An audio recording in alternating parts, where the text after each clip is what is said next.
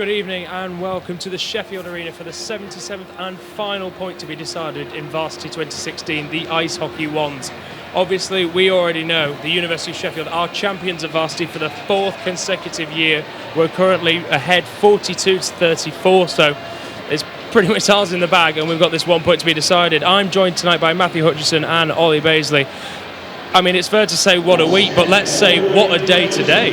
What a day it's been indeed. I mean, unfortunately, we brought you all the action from all the events. On Goodwin early, we had the we had everything. We had ultimate frisbee, we had lacrosse, we had badminton going on, we had hockey on the top pitches, and then at Ponds Forge, all the action from the water polo, the canoe water polo.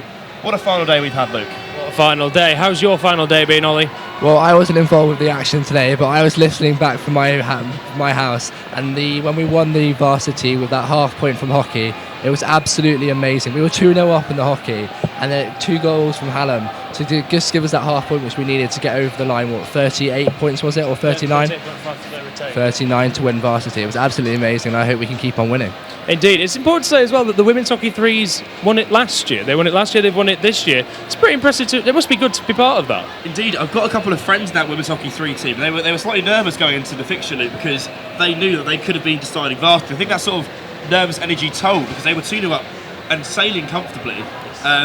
And the final 5-10 minutes was very tense when it came out to 2-2, but they secured the point we so desperately wanted. It was a long time coming. So today we had Hallam taking the ultimate women's frisbee, both the swimming men's and women's, water polo women's, lacrosse men's, water polo men's, half a point in that hockey women's threes that was the decider, the ultimate men's frisbee, badminton women's, korfball ones, and the one that was kind of rolling along in the background was the cycling. It was 2 points. We knew we'd get half or 1.5, so there was a point where we knew we'd retain, but we hadn't got there yet. And it was such a nightmare to just try and get to that next point.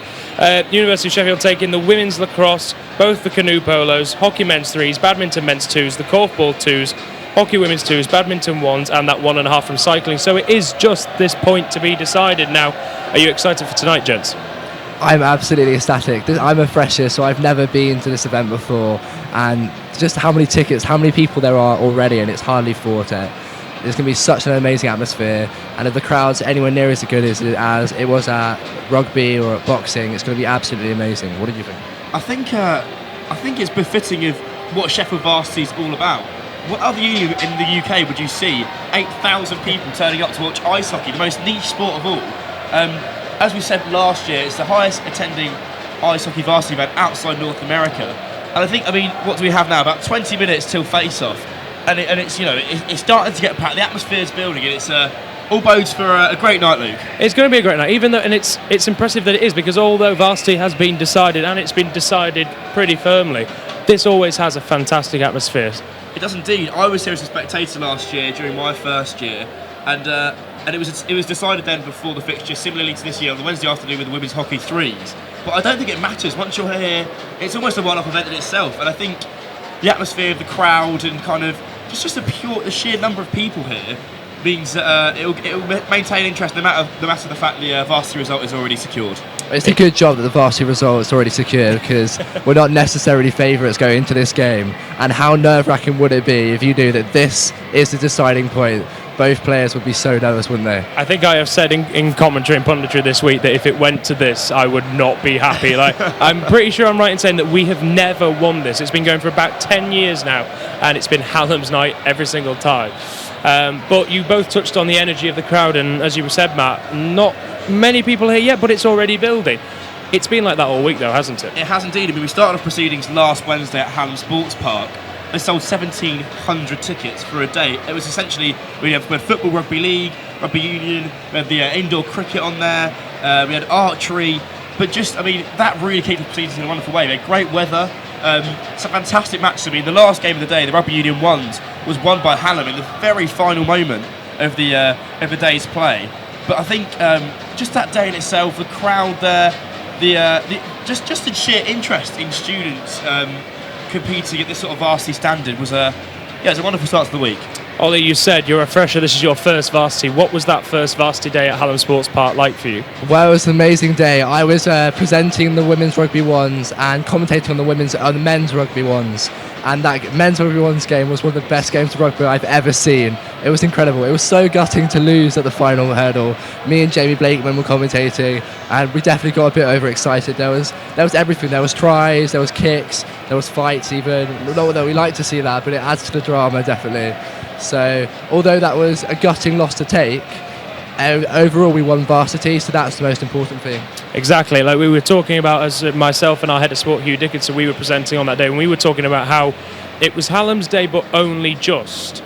Do you think that kind of made up the momentum for the rest of the week? I do. I think that each individual day, one university tends to have the edge. For example, yesterday we had tennis and squash at the Hallamshire Tennis and Squash Club, and then we had the hockey at Abbeydale Road. Traditionally, the University of Sheffield are very strong on that day, and it seems to me that the points we were supposed to win, we have won on the whole. I mean, obviously we lost a futsal on Monday night at EIS. There are exceptions to that rule, but I think when the University of Sheffield and Black and Gold needed to really deliver the points, they have tended to do so on a fairly consistent basis. I think it has been really exciting to follow those matches as well. So, like you mentioned, EIS on Monday. We were speaking to the head of sport at Sport Sheffield, Andy Cox, and he said that the volleyball could be the one that maybe swayed it our way. And we did win the men's volleyball ones. That was kind of an important victory for us. I think an interesting aspect, if you compare this year to last year, was last year we had a resounding lead going into boxing. We had a 6-point lead going into boxing. Whereas this year we weren't ever really in much of a lead. So every team knew that they couldn't be comfortable. They had to win their game, and I think that's what made the difference. Maybe last year we saw Hallam come back and get close in the end, but this year we've extended our lead throughout. I think that's very important. It's been very important indeed. So Wednesday we had Hallam Sports Park Day. Thursday we had the golf. This was your event last year. It was indeed. Last year I was at Hillsborough Golf Course. This year it was at a different golf course, and our very own Will Moran was covering that one. It's a long day. You're there for a good 9 to 12 hours of golfing action. We secured the point again. I spoke to team captain Hannah Holden afterwards. She was absolutely delighted. A really lovely team golf and a very talented bunch of people as well.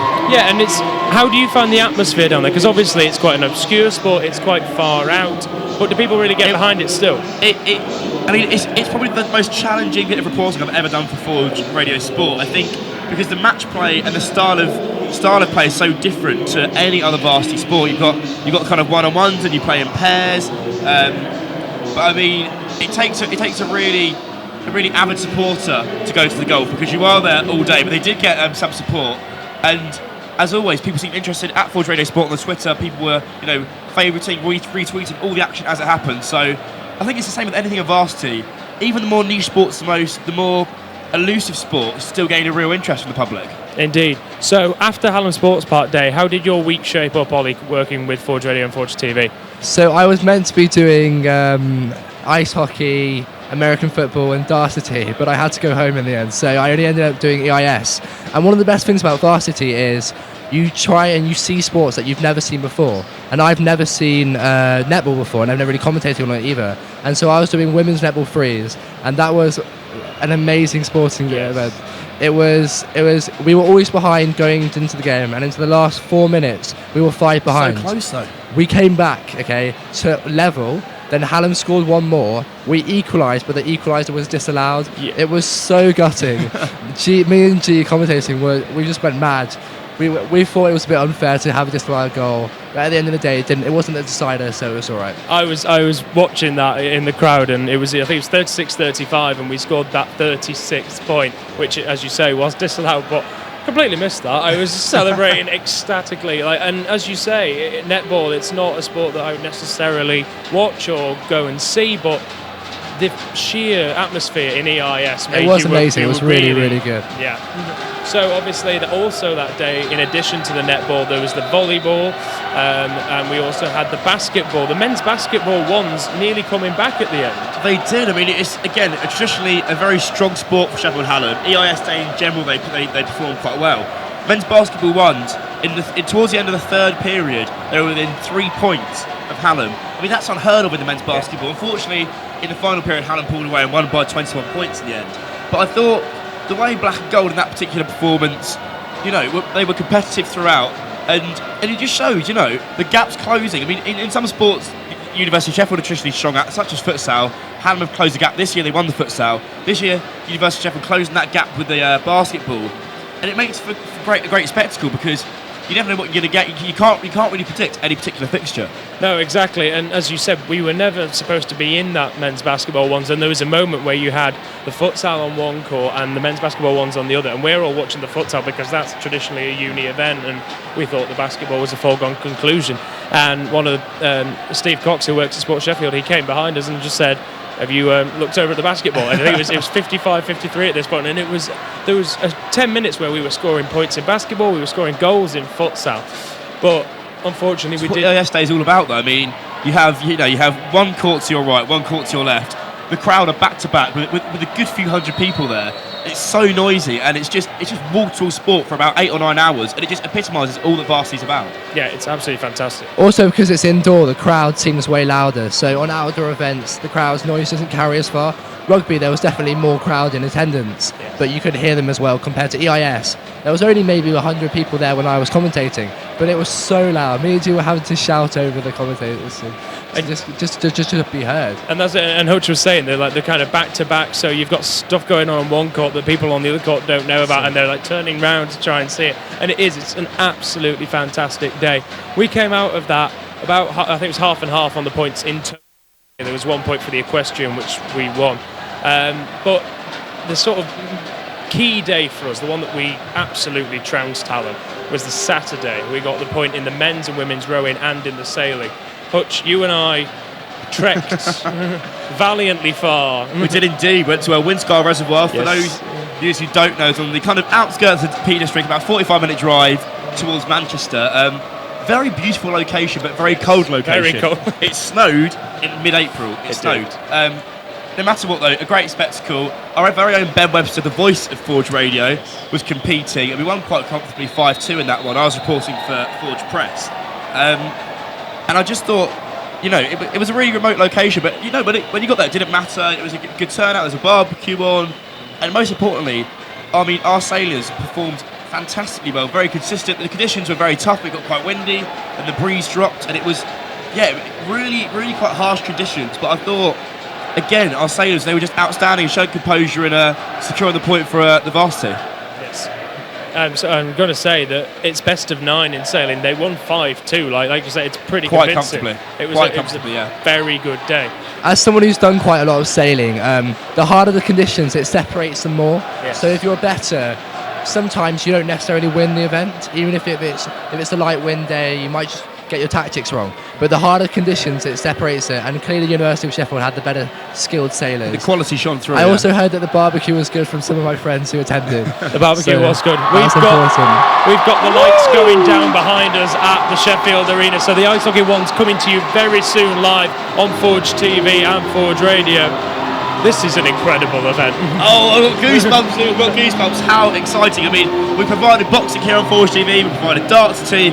This is the pinnacle, I've got to say. I've got to go back to darts because obviously there are 77 Varsity points up for grabs and University of Sheffield going 42, Hallam 34. But there's those exhibition events like dodgeball, like darts tea. How do we even summarise darts tea? Darts tea, I mean, the inaugural darts tea at the Octagon Centre, there was a good 200 or 300 people there. The beer was flowing, the darts was flowing, there were professionals there. A really great event. Maybe it's going to be worth a point next year. We'll have to wait and see. But I mean, it didn't. When you were there, it didn't matter. The players were very competitive. But I thought, Johnny's on my course, the club captain. I thought him and his team performed really, truly outstandingly in that one. We have done quite well in the exhibition matches. How annoying. It's been really annoying. We won anyway though. Who cares? Exactly. So obviously we talked about how Saturday was a really good day. That culminated with the darts tea. Sunday took a turn for the worse. It did. Well, trampolining went okay. Yes, this is very true. Trampolining did very well. What else did we have on Sunday? Remind me. American football. American football didn't go our way, did it? No, that's a shame. It's such a big event as well, with a big crowd as well. It's hard losing those ones, but at the end of the day, each point counts the same. So it doesn't matter where you win it, as long as you win Varsity. I mean, this year, for the first time, American football was its own event at Goodwin, whereas last year it was at Hallam Sports Park. I thought that in itself was a great day. The University of Sheffield player went past for the touchdown, taunted the Hallam opponent, and he got disallowed. At the time, that was very disappointing. And I think had we have lost Varsity, it would have been one of those real turning points. I think it just shows the strength of University of Sheffield as a whole that they won regardless, because that was a real point snatched away from Black and Gold, really. Definitely, that was a solid point to gain. When we talk about the days, so unlucky. Exactly, we talk about how Hallam Sports Park tends to be Hallam's day, as does EIS, and the Tuesday and the Thursday with the golf and the hockey and the squash, they tend to be our day. So to come back on that Monday, the day after, and take half of the points available, it was a pretty impressive feat.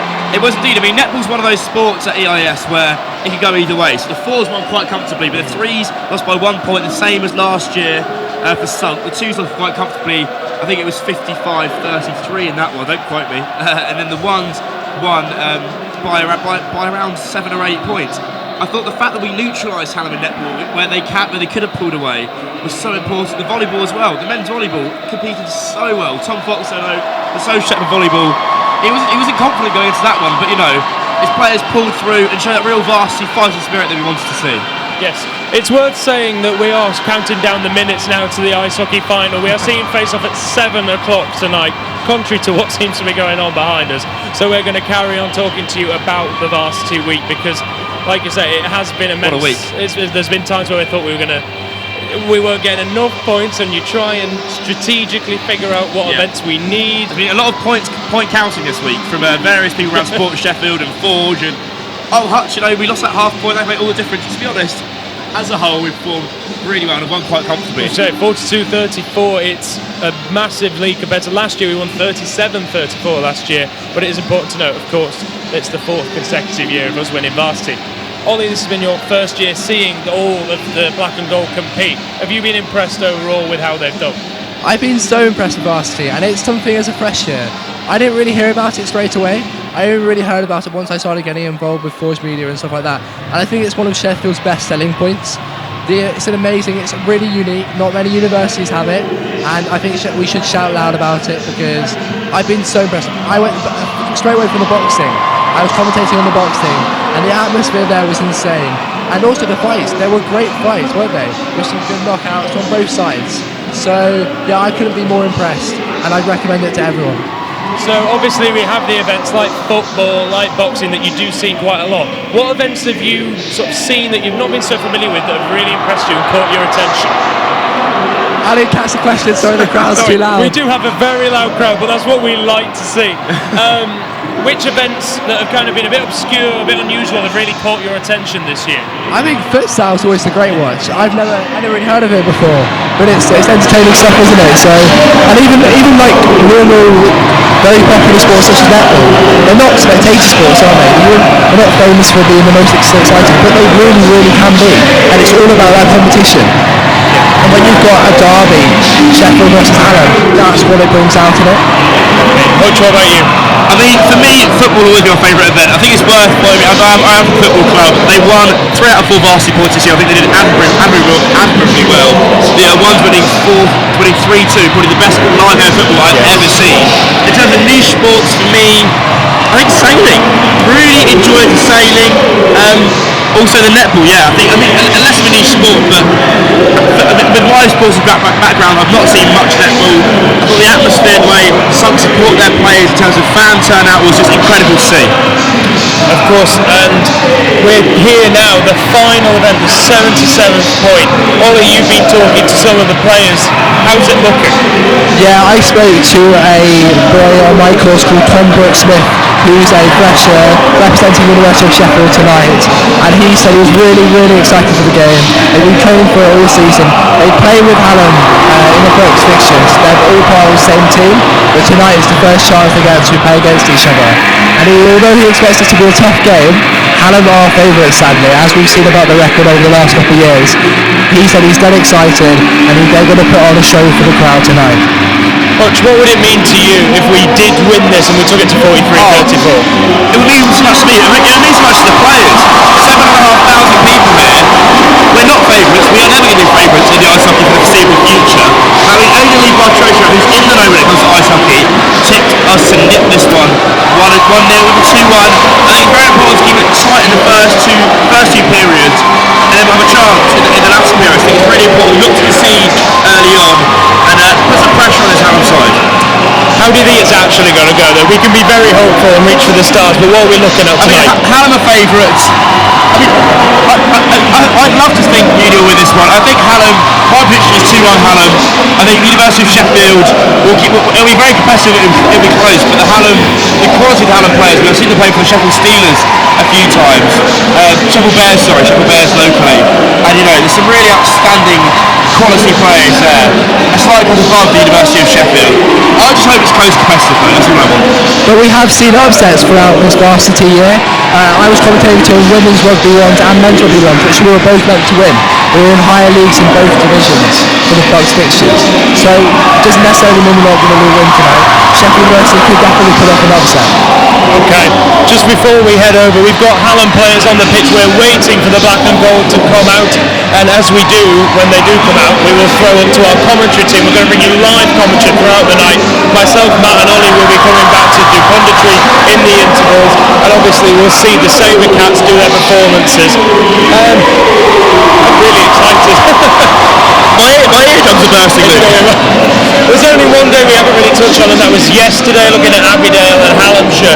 Did either of you head down to those days? I was there at Abbeydale Road for the hockey. What impressed me most were the men's twos, winning 3-2. Dan Johnson with the late winner, much to the dismay of many Hallam players. I think that momentum was so important. I mean, the women's ones then won 4-0. Women's twos lost 1-0. But I think those really closely fought points are genuinely gone in the favour of the University of Sheffield. Overall quality of hockey was very good.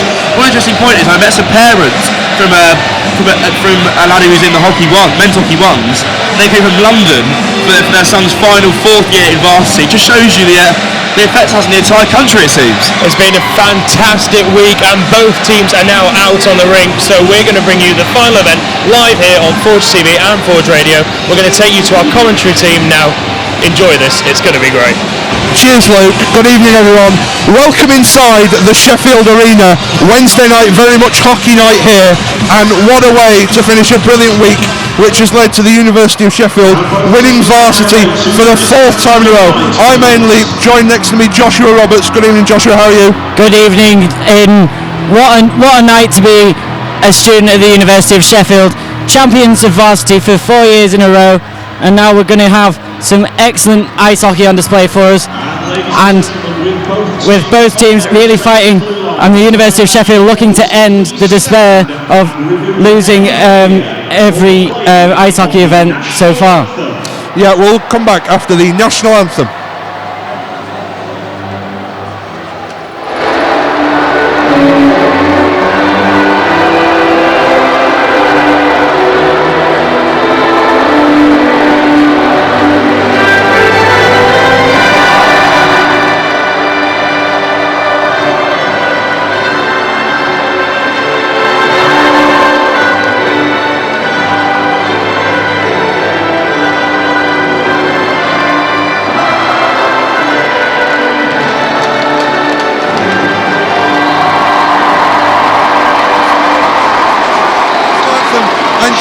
The atmosphere inside here is fantastic.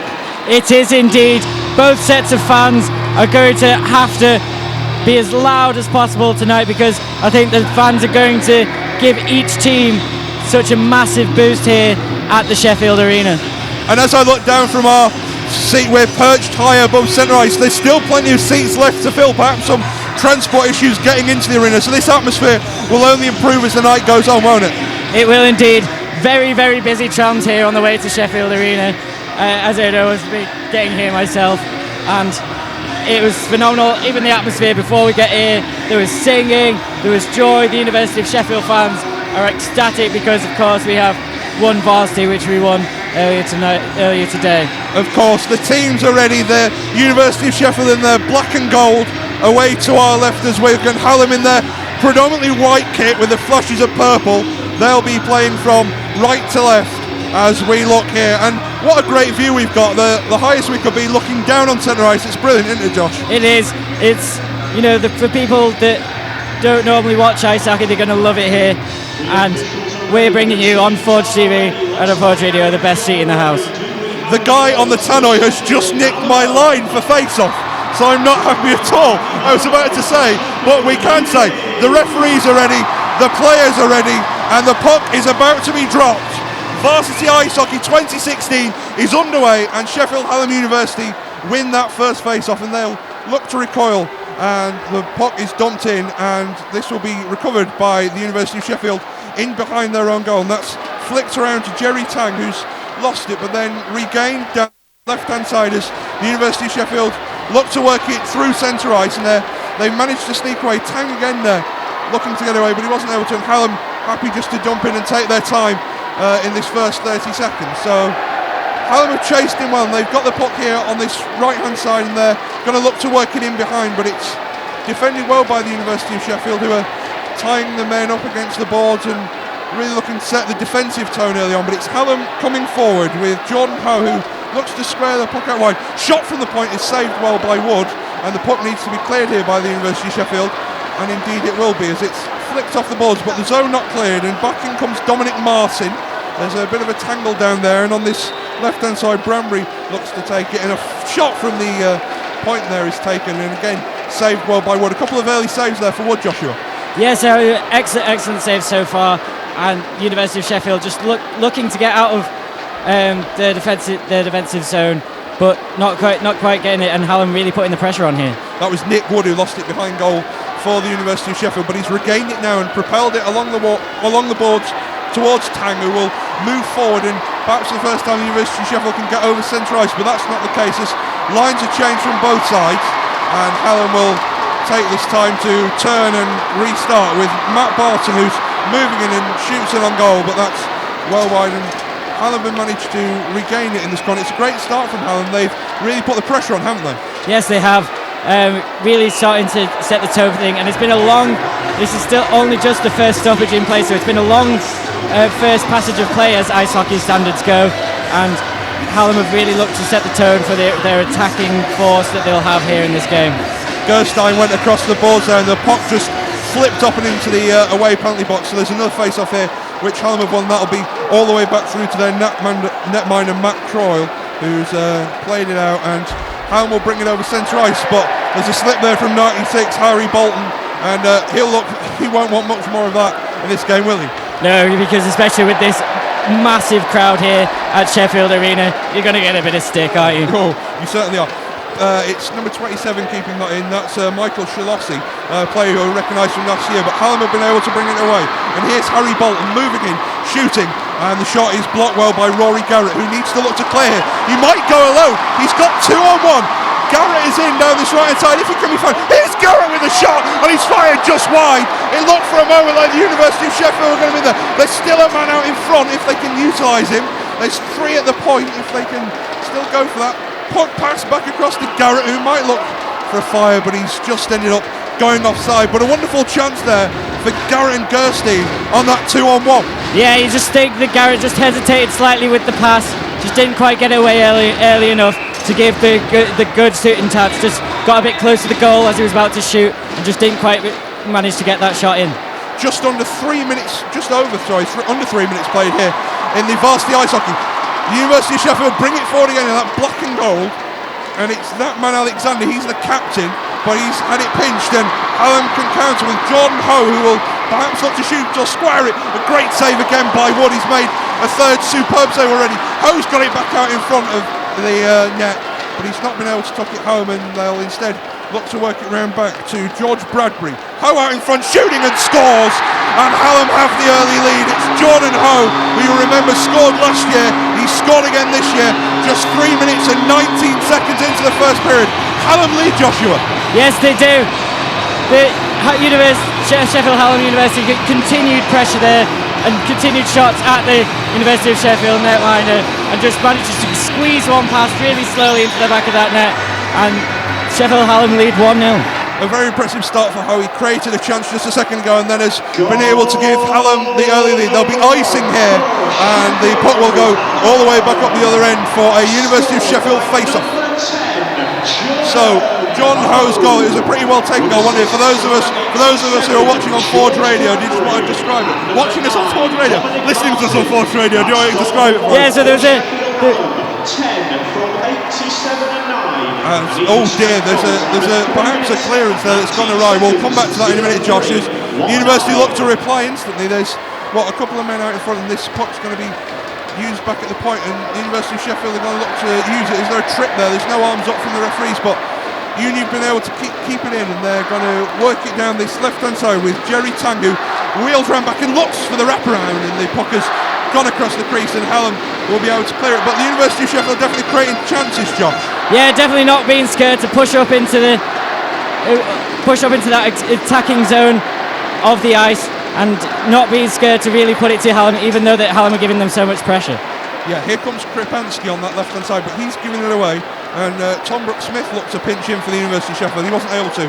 And Hallam will just settle this down in defence with Lydon Taylor, who takes the time to allow his teammates to make a line change before moving it over centre ice and over the blue line now and shooting. The shot is blocked well by Dan Borman, who's then able to clear up ice. Not for icing, as it just pulls up short, but Hallam are able to regather and recompose and get the puck.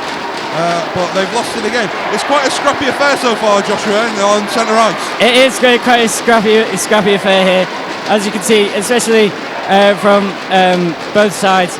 They're just looking to keep hold of that puck, and then look for those passes. But both sides defending well, I feel, as well.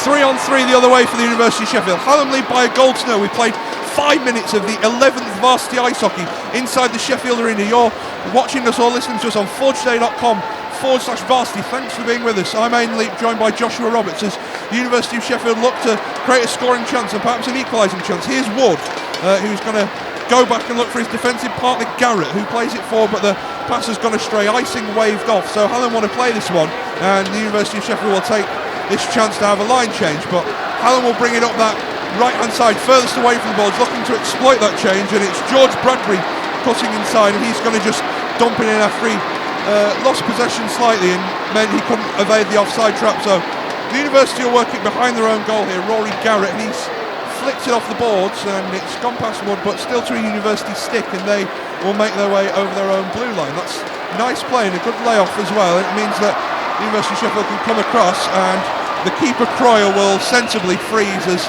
it looked for a minute as if he was going to take it right, and maybe a fight already. Just 6 minutes exactly in. There's a bit of afters there. Joshua, did you see anything in that one?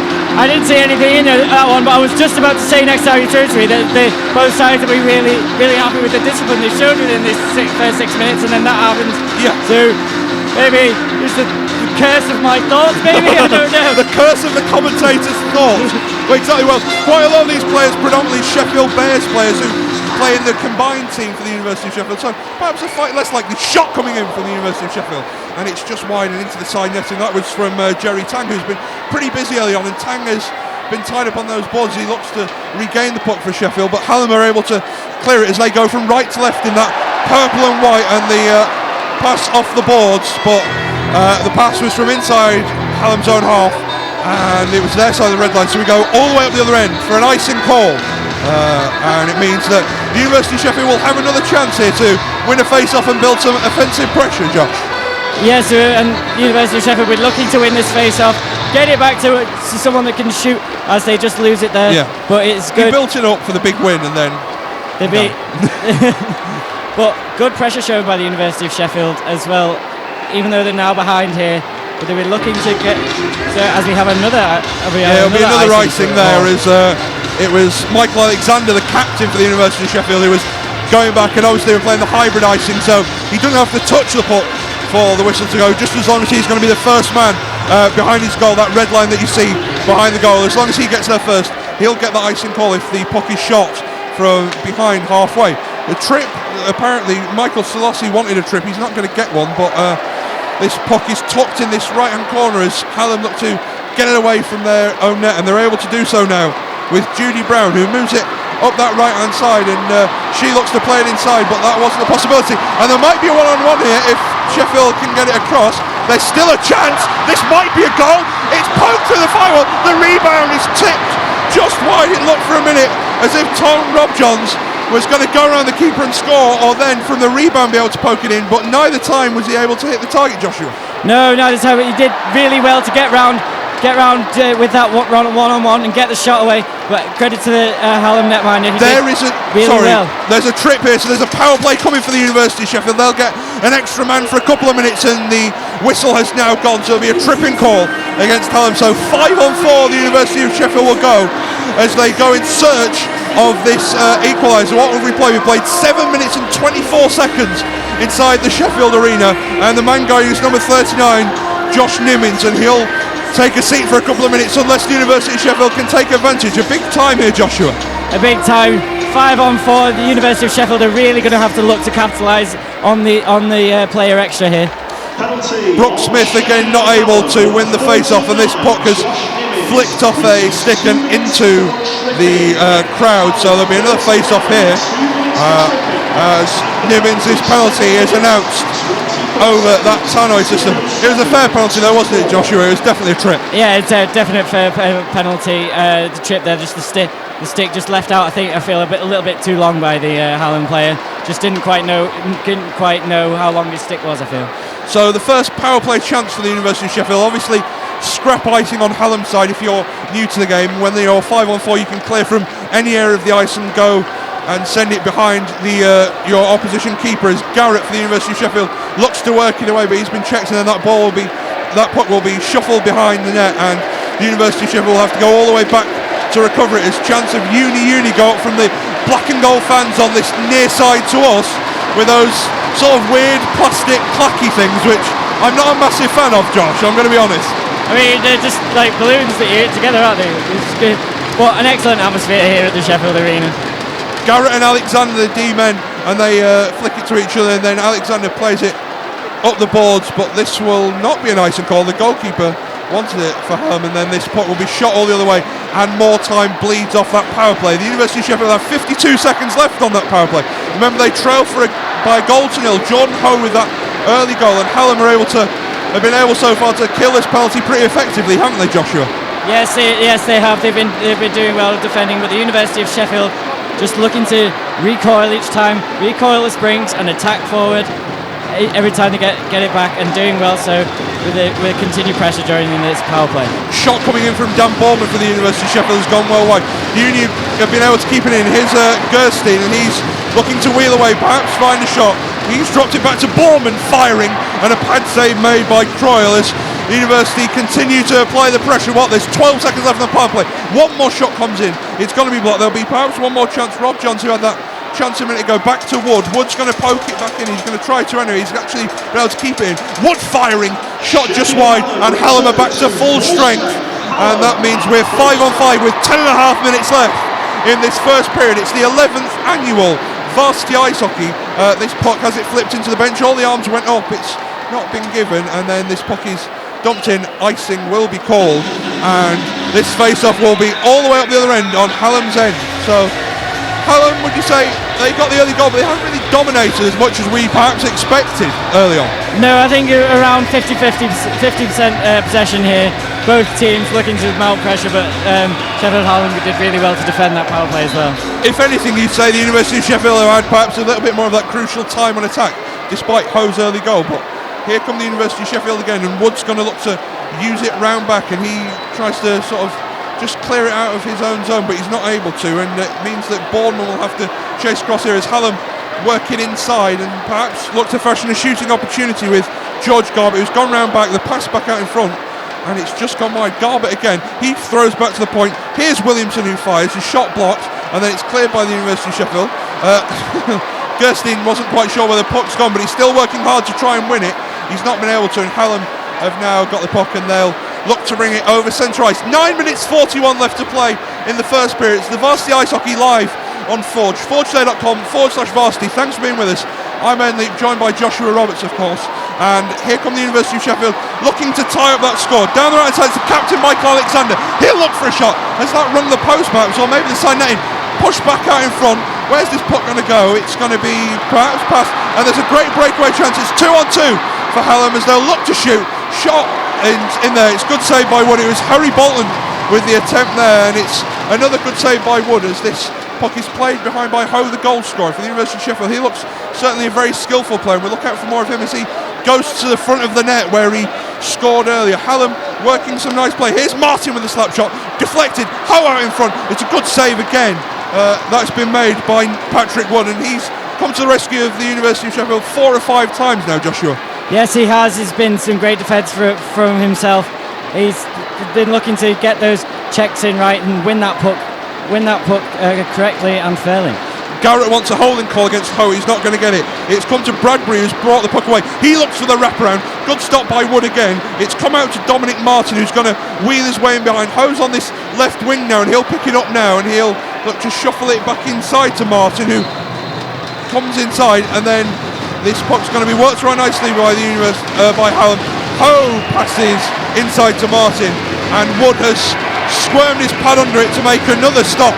8 minutes 13 to go in this first period. Hallam lead by a goal to nil, and perhaps the first concerted spell of pressure by Hallam there, Joshua. Yeah, well, you can see with the pressure the difference between Sheffield Hallam and the University of Sheffield. Sheffield Hallam not looking to pass until they're in a good shooting position. University of Sheffield, unfortunately, have not been able to pass up in that attacking zone, so will not be able to get into the right position to shoot here.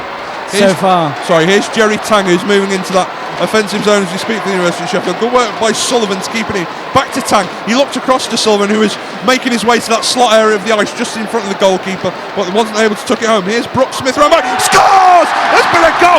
He's passed it back in front, and the goal is put in by Sullivan. And just as we said, he ghosted to the net. He's got there and fired home. It's 1-1, Joshua. It is 1-1. What we saw there was the University of Sheffield not giving up. The ball just comes back from behind the goal, pops up there, and a neat control to get it into and behind the Hallam netminder. Sullivan took a chance there. He stayed in the slot and he was free, and he was able to fire it past Coyle. It came a bit out of nothing. It's good work round the back on the forecheck, and it means that the University of Sheffield have got a goal, and I've now commentated on an ice hockey goal. I can't believe it. For the first time, I've done 4 periods and we finally got to it. 1-1, 7.5 minutes ago. The University of Sheffield bringing forward back again. Gerstein moving in, fires, he's hit the crossbar. It looked as if for all the world he'd scored again. It looked it had gone to 2-1, but he's just cannoned it off the crossbar. The University of Sheffield could have had the lead, having been behind within about a minute, couldn't they, Joshua? Yes, they could have. That shot, the most minuscule of changes on that shot, and it would have been whacking the back of that Hallam net. Here comes Gerstein again, who's just in the crossbar. He looks very skillful. He's going to bring it forward again on his own. Was he offside? He wasn't. Backhand in front, chance there. Oh, it dropped to Michael Shalossi again, who looked to try and bat out in the air, but couldn't quite get his stick on it. Shot fired in from Hallam from the red line, and I need to take my breath a bit, Josh, because this has got very exciting very quickly. And the University of Sheffield, despite the odds being against them, are bang in this, aren't they? Yes, they are. What you can see is that from that first goal from the University of Sheffield, it's just awoke a big confidence in them, and now they're not scared to skate forward with the puck and have a shot and test this Hallam netminder again. Patrick Wood able to freeze it. 6 minutes 28 remain in the first period inside the Sheffield Arena. University of Sheffield 1, Hallam 1. Jordan Ho scored the goal early on for the Hallam team before we've come back with Jordan Sullivan. So it's 1-1, but there's a chance here for Hallam to retain the lead, and they have done. It's a great shot, and it's gone straight through Wood. It's come from number 87. It's George Bradbury, and off the face-off, he's skated into that slot area and snapped a shot past Wood, and Hallam immediately regained the lead, Joshua. Yeah, I think what we saw there was straight from that face-off. There was no pressure from the University of Sheffield on that Hallam player. He was just able to skate into that slot undisturbed and just getting a perfect shot through the legs of our netminder. Face-off seems to be an area where the University of Sheffield could do with improving in this second period, perhaps, when it comes to that. Patrick Wood beating 5-hole. He won't want to be again. Ho moving forward, looking to deep pass, and then the shot comes in. Oh, and it rattled past Wood's post, and he wasn't sure where it was, I don't think. Here comes Martin. He's going to look to square it out in front. Good save, Wood. Where's the rebound going to go? It's going to go back to the point file, and they're going to take their time and work it. He's played out to this left-hand side. Here is Lyons, and he's going to work it down that left-hand side as they continue to look to exploit perhaps a weakness down there that they spot. But the University of Sheffield will be able to bring it away with Tang. It's 2-on-2 as they stay onside. Tang is going to move. They don't stay onside.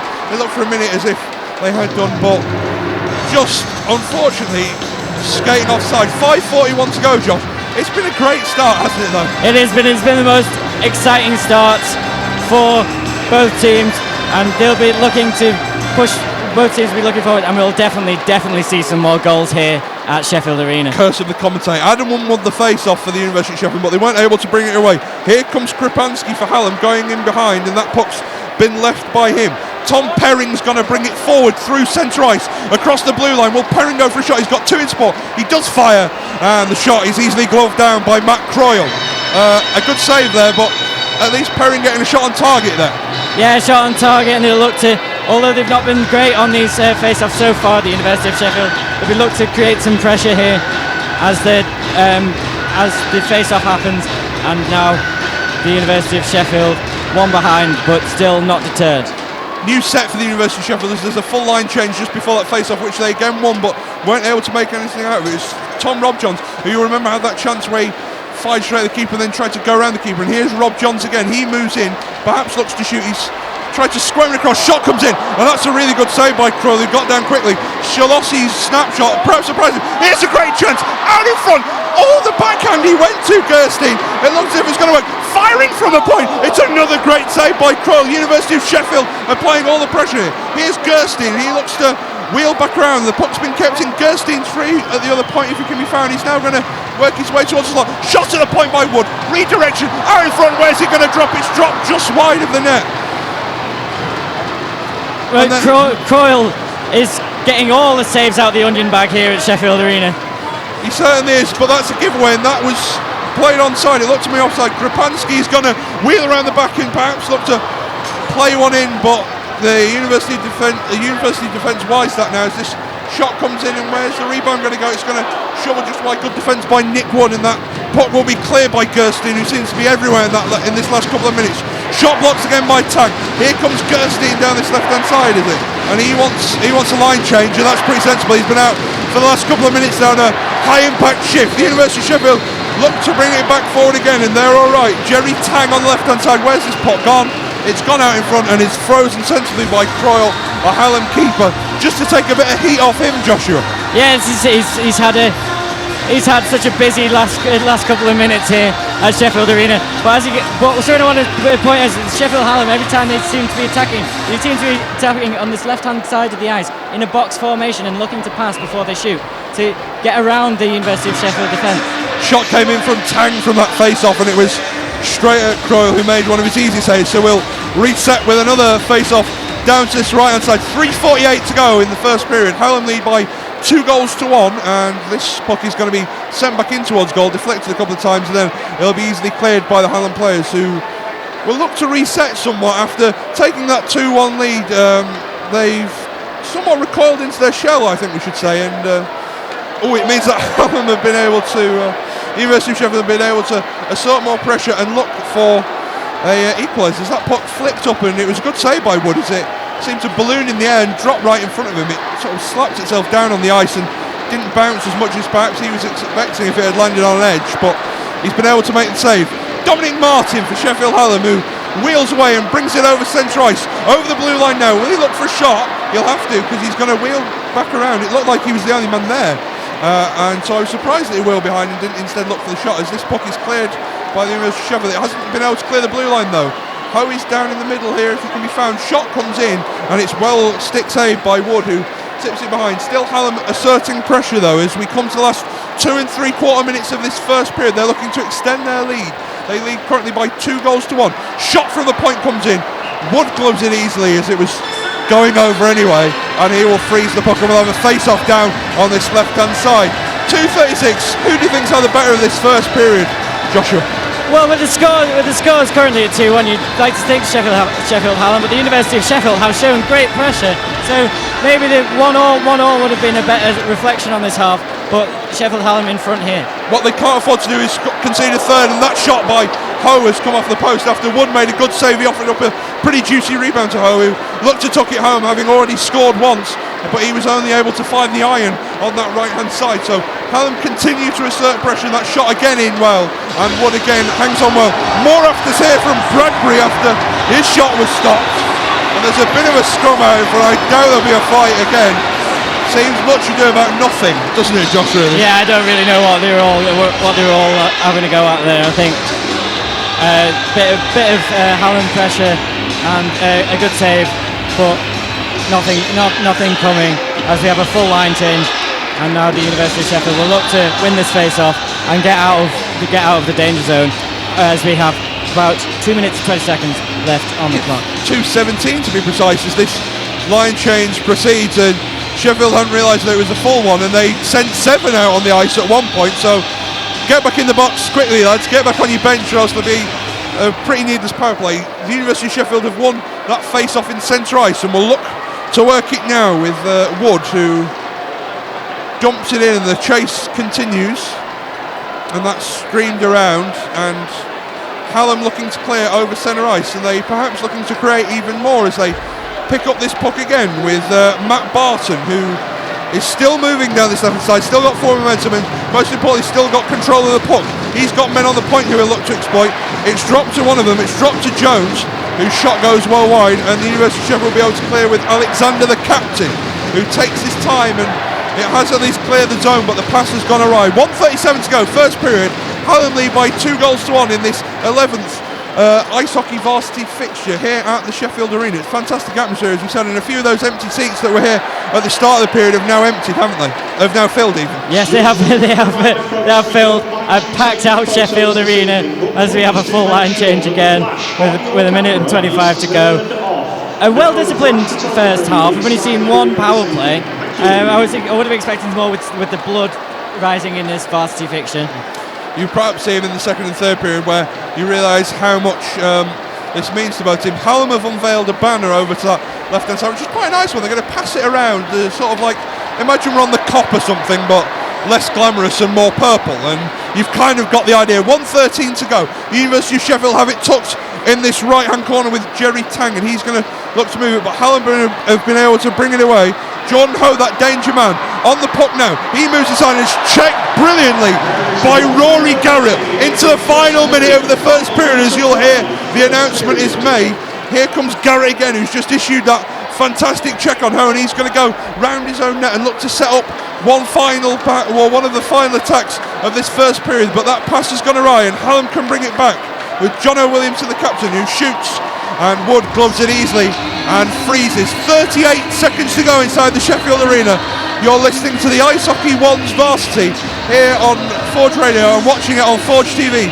ForgeTV.com/varsity for all the varsity coverage that we've had over the last week, which has resulted in a black and gold victory, hasn't it, Joshua? Great news. It's absolutely great news when the news dropped on at the women's hockey threes this afternoon. There was elation in the air. You could tell it was there at Goodwin Sports Centre. Puck round the back of the net for the University of Sheffield. There's 27 seconds left in this first period. Shot comes in from Hallam. It's going to be deflected a couple of times, and then Rob Johns will look to clear, and he does down centre ice. He was looking to pick out a pass for Perring, who couldn't quite bring it in. Perring now at risk of giving away a penalty for a hook, but he's got away with it. Last 10 seconds of the first period. Perhaps one more break. Perring's going to get it on this right-hand side, and he's going to look to hit it. There's a penalty here, and that'll be for boarding. The arm has gone up, and will it be a penalty? There's the horn for the end of the first. I think the arm for a penalty went up, and we're going to see if there is one. But a good first period, Josh, where it's ended 2-1 to Hallam. An excellent first period. I think the University of Sheffield will be a bit deflated with that because they did look like they gave a lot of pressure in this first period. But as we go into the first period break, it's going to be 2-1 to Hallam. Players start the ice series. There's a bit of a kerfuffle after that penalty call. I don't know if it'll be given, but we'll find out at the start of the second period. But do you think the University of Sheffield can still get back into this game? I definitely think the University of Sheffield can get back into this game. They've mounted such great pressure, and the 2 periods left, they got all the ability to get him back into that game. So 2-1 inside the Sheffield Arena here, that Hallam lead. But overall, we've won Varsity, so it's all good news, and we can't complain. We're going to hand back to the guys in the studio, led by Luke Wilson. Welcome back, everybody. That was our first period, and thank you very much to Josh and Aidan for that fantastic commentary. Sheffield Hallam University 2-1 up there. How did you find that first period, Matt? What a first period we had there. I mean, Hallam went up after only 3 or 4 minutes, really strong and quick out of the blocks. I thought, the longer that period went on, the University of Sheffield managed to feel their way into the game. It's such a shame that after getting that equaliser so cruelly, Hallam scored after only a couple of minutes. Exactly, and Ollie, we eventually had that second goal from Hallam, but it's been fairly even, wouldn't you say? It's been more even than I expected after having spoken to Tom earlier. Yeah. But so far, both teams are in it, and we can definitely win it in the later periods. We've still got 2 more periods of 20 minutes. It's all to play for. Definitely. There haven't been that many penalties, there's not been much icing, the clock has ran down pretty quickly. Do you think that's been good to see? It's been good to see. It surprised me though, because normally in varsity fixtures like ice hockey, there is a lot of argy-bargy, shall we say. There's a lot of stop-start elements to the period. I think as the match progresses, we'll be likely to see more stoppages, perhaps some yellow cards, perhaps some substitution. So I think the game will become slightly more broken down the more it develops. But yeah, the opening period was very free-flowing. Exactly, and towards the end we nearly had that third Hallam goal before Garrett checked whoever was going, I can't remember exactly who it was. Do you think that if it had been 3-1, that would have dented it? Do you think the 2-1 scoreline only really helps them carry on into the next period? I'm not sure, I doubt it though, because we've still got a lot of time to play, and there's still plenty of time to score. And Union have been really close so far. We've had quite a lot of shots on goal, saved by Hallam's keeper, so definitely still in it, but it's really good that we're still at 1 point margin rather than 2.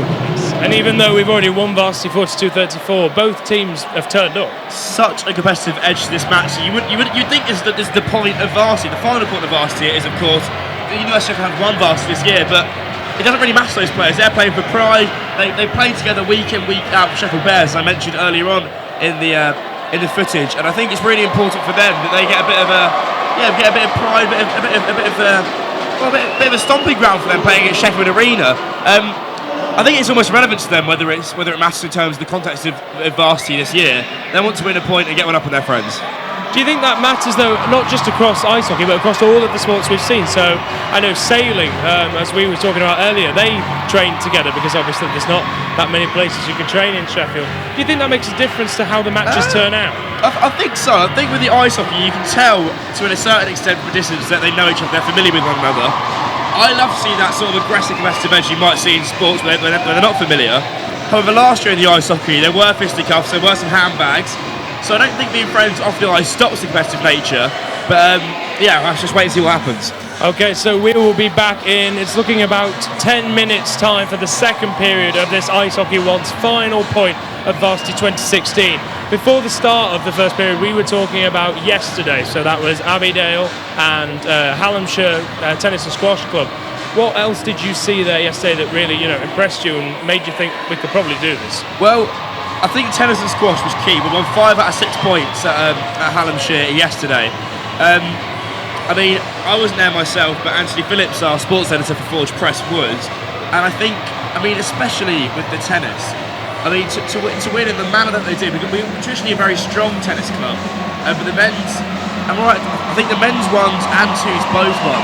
Yes, as far as I remember, yes. And I just think, it was a hot day yesterday, would have really taken the energy out of the players, quite fatigued, and nervous energy with Varsity as well.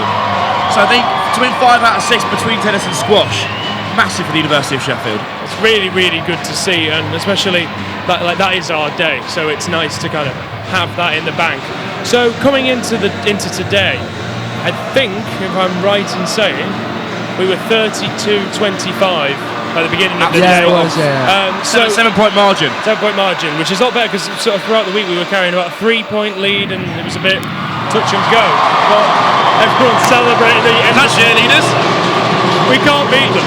Yeah, a bit fantastic atmosphere celebrating the performance by the Sabercats. But yeah, start today, 7-point lead. What were you both thinking this morning of what we'd be saying right here? I didn't know which events was coming today, so I wasn't quite sure if we were going to be all right or not. But we started getting the points very early on, and once I saw the total rising, I thought actually we're going to do this. We're getting to 34, getting to 36, and then at 38 I thought, well, we're bound to do it. It's only half point we need, so we did it in the end by quite a comfortable margin as well. I think yesterday was a key day. It gave us that 7-point cushion, which it would have taken quite some mess up and a miracle for Hallam to turn it around today. Ponds Forge, I thought the canoe water polo, we don't traditionally win in that one. We won both men's and women's today. Massive for the University of Sheffield, won the korfball as well. So I think the fact that a 7-point margin perhaps took the pressure off some of the competitors today. Hallam still performed well in their respective sports. For example, men's ultimate frisbee won quite comfortably. I think it was 11-6 in that one at Goodwin.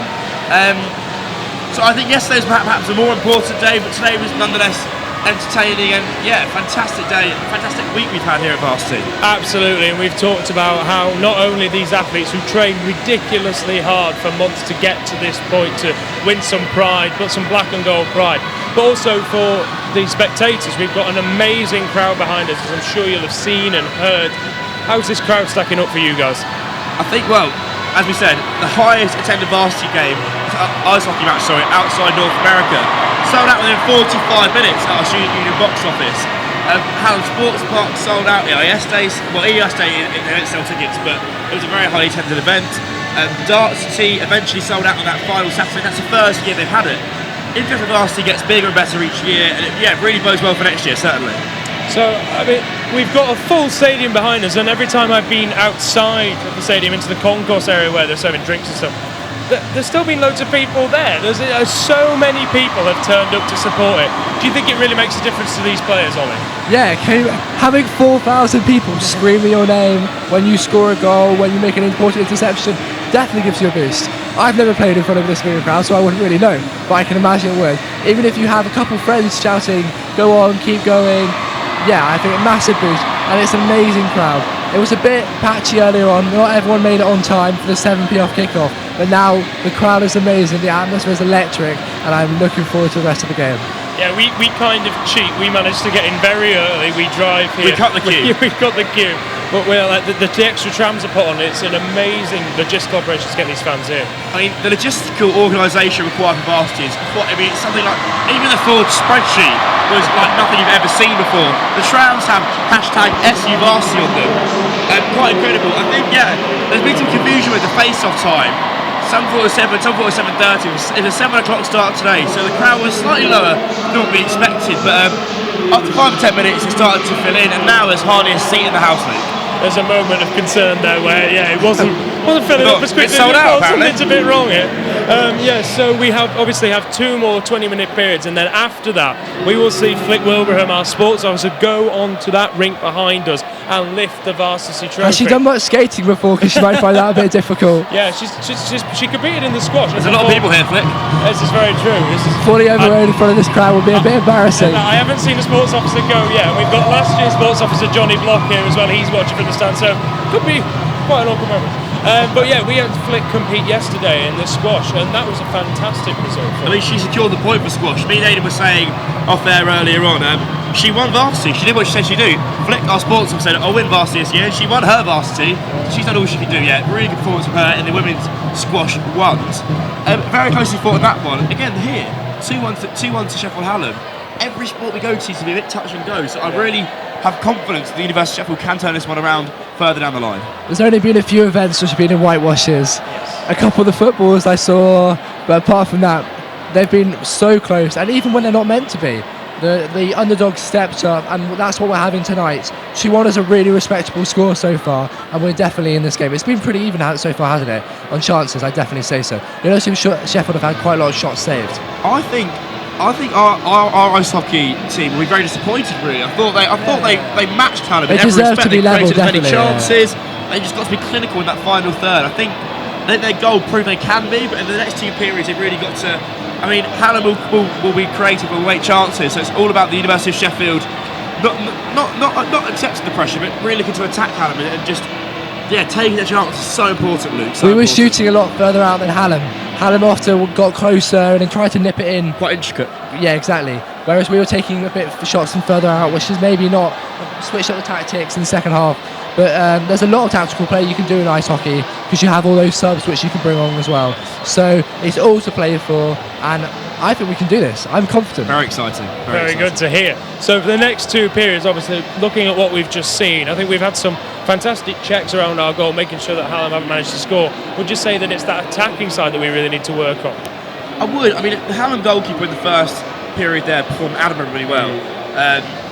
Parrying, 3 or 4 really close range shots on target. He parried away to his left and right. I think it's all about the University of Sheffield starting strongly here. The first 5 minutes of this period, we cannot afford to concede. I mean, I know it's a bit of a stereotypical phrase, but the next goal is absolutely vital. If Hallam get 3-1, that could kill the game. I mean, it won't, but I mean, that 2-goal cushion. It depends on the atmosphere. If Sheffield University come out and they're on top and maybe they concede a goal, it's not over. But what we've got to do is keep on improving. We started a bit slower than 2-all makes such a difference in this one. We started a bit slower than Hallam, but we really came into the game. So as long as we come out the second half in the same sort of atmosphere, in the right mentality, we can definitely do this. And we've shown teams have caused upsets throughout Varsity. Every year it happens, and it'd be really nice to actually win ice hockey for once. I think we've got a fantastic game behind us. You have to remember, like last year, it was 3-1. That was the final result after the 3 periods. We're 20 minutes in, we're 2-1. So this is going to be a great game either way. I think you can feel the nervous energy of the players in that opening period. I think to have 3 goals, great for the neutral. Some of the defences on both sides might be slightly disappointed that they weren't more secure, more tight, more solid in that opening period. But yeah, it makes for a great next 2 periods, certainly. It's what you've been saying, Ollie. We've always seen the underdog kind of come back. Do you think that's what's getting this crowd so riled up and making everything come together to maybe give the University of Sheffield that win? I think it's a difficult question. You don't want to tempt fate say on television that we're going to win, do you? I can't touch wood. There's nothing to touch. So, but one thing I think is worth mentioning. I think University of Sheffield's crowd's louder. It looks like we have more people here, so maybe that can make a difference. A bit more home support. We have won Varsity after all, so the pressure's off us. We don't need to win this point, do we? But the University of Sheffield players can go out relaxed and just enjoy themselves. They've been training for this all year. They deserve this because this is their biggest night of their year. This is their World Championships, and so in a way, it's hard to say. I don't want to touch, but I don't want to say it. Are you willing to say it, Matt? How are we going to end up? When we come back after the next 20 minutes, what are we going to be saying? I think we'll be saying 3-2 to Hallam. I think if that would be fine. If we could say within 1 goal, even for the final 5 minutes, we're still in the match. I'd take that because I think the longer the game goes on, Hallam being favourites, there'll be more pressure on Sheffield Hallam. And I think Union as underdogs really keep it tight, keep that 1-goal cushion, nothing more than 1 goal. And I take anything. Very well. I take a draw. I take a 1-goal cushion. Either way, as long as we're still in the game, that's what matters. Going into that last period, you can score 3, you can score 4. It's all to play for as long as there's 1 goal in it. Hallam here, I think they're going to flatten the crowd. I think the University of Sheffield were probably louder, probably creating a better atmosphere in that first period. If all it takes is 1 goal from the University of Sheffield and the crowd will be completely behind them, as Ollie quite rightly said. So it's so important now. You've got to that first 5 minutes, you've got to keep it tight and stay in the game. The crowd's only going to build as well. As the game gets closer to finishing, as the point gets closer to being decided, the crowd's going to build. And if we go into that last period with 1 point in it, the crowds and the atmosphere is going to be absolutely insane. And I don't know what it'll be. It's different. I think we'll draw. I think we'll come into the next period with a draw, as long as we show the improvements which we made in the last half. But it all depends about how individuals got to step up, and it's all about in sport. You never know what's going to happen, and that's what's so good about it. We had a pretty quick period there. There wasn't that many penalties, not much icing scene. Do you think the players were sort of getting into it? Do you think we're going to see more of that, or do you think the clock's going to run out as quickly as it did? As players tire over the course of the next 2 periods, I think we'll perhaps see some more fouls. I think the crowd will get behind them. The testosterone will build up in the respective players' bodies. I just think it's going to be a great spectacle. I think it'll be perhaps more stop-start, as I said earlier, next 2 periods. And that may suit the University of Sheffield. If they can stop Hallam from playing their kind of flowing, passing game, could bode really well for the next 2 periods. What do you think, Ollie? Do you think they're going to start to see more penalties, more fights towards the end of this, or a few scraps? I see a hopeful look in your face. No, it's not hopeful at all. I think we will see more scraps though, especially as you'll kind of get one. If number 57 passes number 28, maybe next time they'll meet, he wants to get some revenge. So you'll start to get these like rivalries, a bit of bad blood maybe. But That's what ice hockey's all about. You get these. Varsity's all about. Exactly. I remember watching the men's ones football, which Hutch was commentating over, and that was And a all very of the fun. that was very fiery game. Free kicks, goals, fights, red Sendings cards, and that's what Varsity's all about. That's what people want to see. It's about the passion between the opposing fans and the opponent's universities. And if you didn't have that passion, you wouldn't have the atmosphere. But with that passion, it does bring fights occasionally. Definitely. That football men's ones you were talking about that was last Wednesday at Hallam Sports Park. That feels about 3 years ago. It really does. But it was 3-2, and in the dying minutes, it was getting a bit closer, and it was getting very tense, and there was a lot of Far too tense for my liking. a lot of shouting. Yeah, exactly. A lot of shouting by myself included. Do you think that's what it's going to come down to tonight? Do you think it's going to be the last 5 minutes of the final period, everything to play for? Let's do it. I hope so. Even if we don't necessarily end up winning, you want it to be close at the end. It just makes for a better spectacle. It was a game very similar to this. University of Sheffield had the edge throughout the. Well, they were 1-0 down, then they got a 3-1 lead. Hallam here get a 3-1 lead, and then in the football, Hallam made it 3-2. The last 5 minutes were really touch and go. I mean, it's probably the most tense match I reported on all week. Yeah, definitely. If the University of Sheffield could do something similar, then we'd be more than happy. Okay, so we are going into the final minute of this break in between the first and second period, and we'll be handing back to our commentators very soon. It's amazing to see all of the crowd, so a massive thank you to everyone who's come out. Very involved. You've made our job a lot easier, so thank you for that. But Hutch, you're involved in doing sort of men's football for us. Obviously, this entire week is sport. What is it like to make sport part of your university experience?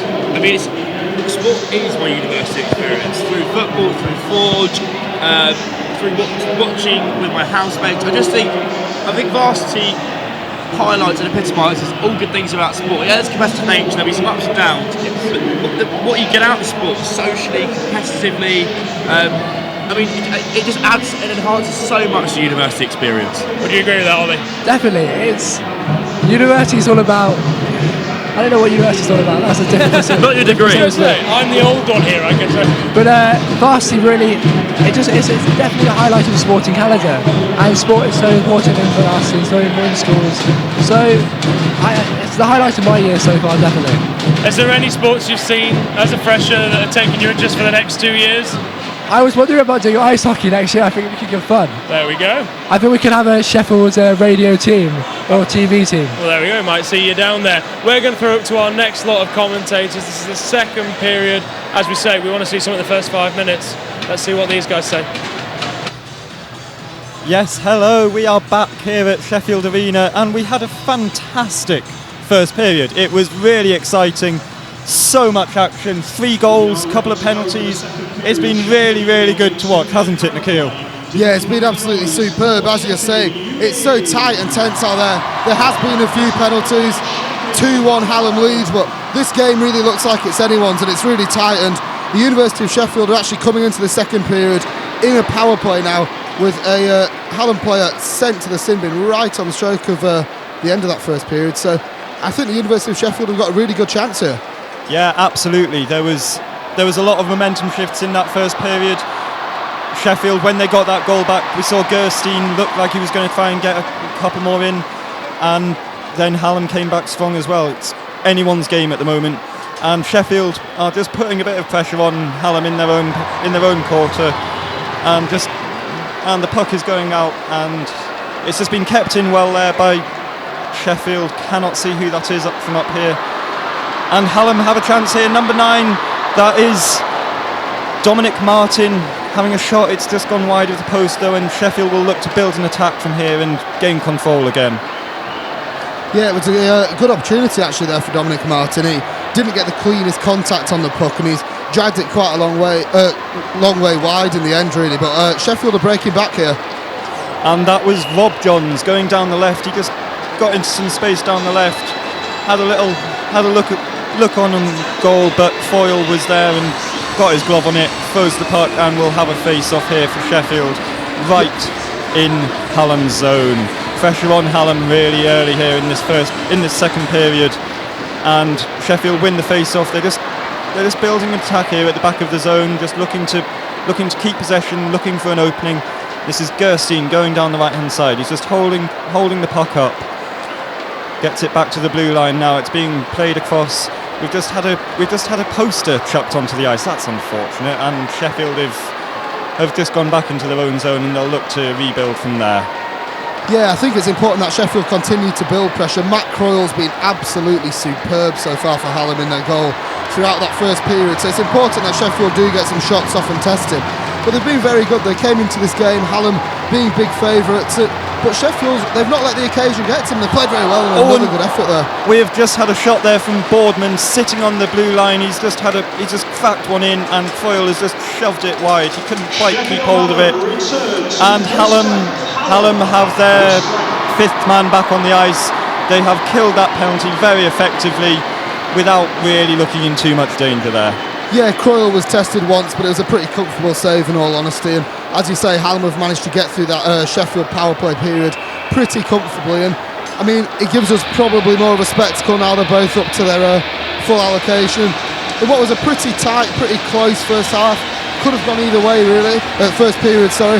Hallam, of course, did go in at the end with the lead, but it could have gone either way. And I think Sheffield, they've come into this game, they've been buoyed by the University winning Varsity as a whole earlier in the day, but they were pretty big underdogs, having lost the last few occasions, and Hallam actually being undefeated in the Varsity ice hockey competition. So I think Sheffield will be pretty happy with their performance, because they're certainly still in this match. Yeah, absolutely. They've not looked like underdogs at all. You know, they've played really confident ice hockey. They've looked really calm in control of the puck, and we're just going down the right-hand side here. That was Alexander, the captain of Sheffield, just took it down the right, and he's got it off down to the middle, and that's Tang going in, and he's just had a swipe at the puck from the left, didn't make contact with the puck, and the attacker's broken down there. That's a shame. He was looking in a really good position to try and put pressure on Croyle there, but he just couldn't quite get it through. Yeah, I think that was unfortunate there for Tang. He got into a good area, and as you say, but here come Hallam on the break. And that's really good defensive pressure there. Nick Wood just forcing the Hallam player. That was Nimmins on the puck. Just couldn't quite get the shot away. He was put under a lot of pressure, and it was forced at Wood, the netminder, and he had an easy save. Just palmed it over the top of the bar.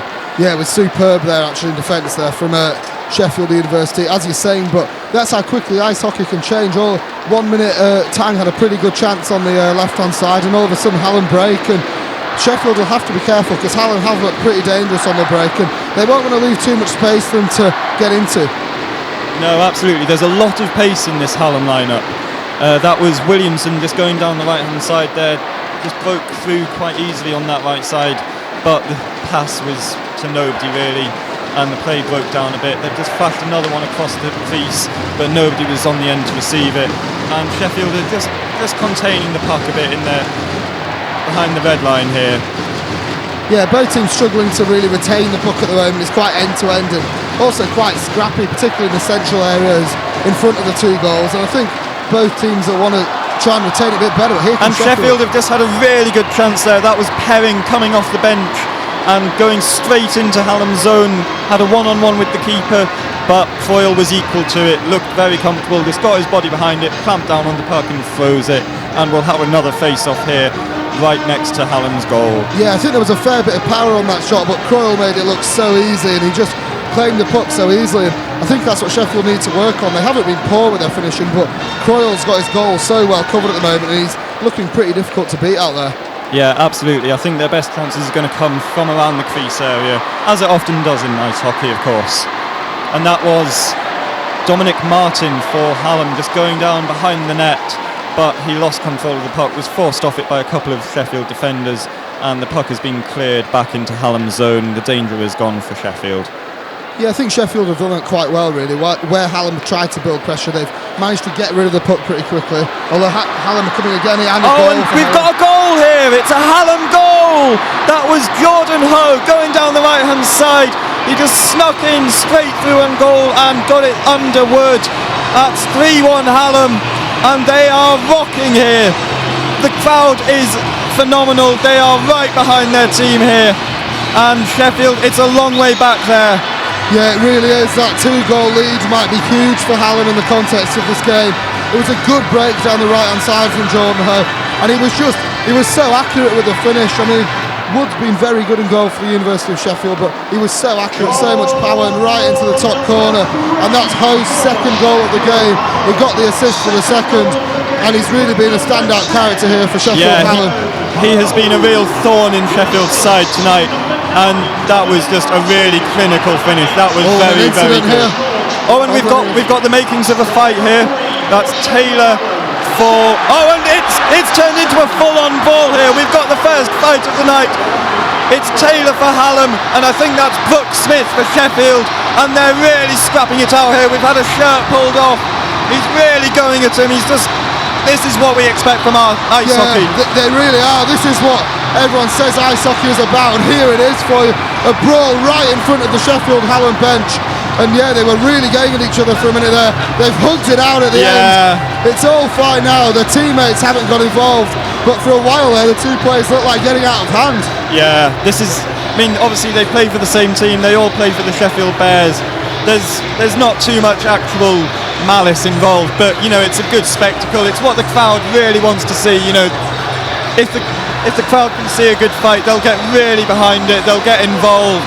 It'll just create a fantastic atmosphere, and that's what we've seen there. The referees, I think, doing the right thing, just letting it happen a bit, just letting it play out. Yeah, certainly there. I think the referees could probably tell nothing more was going to come from it.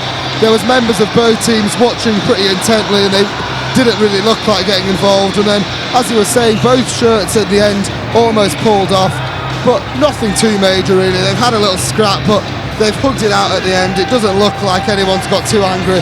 And as you were saying, obviously a relationship very different to most varsity sports, in that they actually play for the same team in the normal book season, so they're unlikely to really scrap too much, so they'll both go into the bin for that. Yeah, absolutely. Just a slight correction, it was actually Tom Robjohns involved for Sheffield.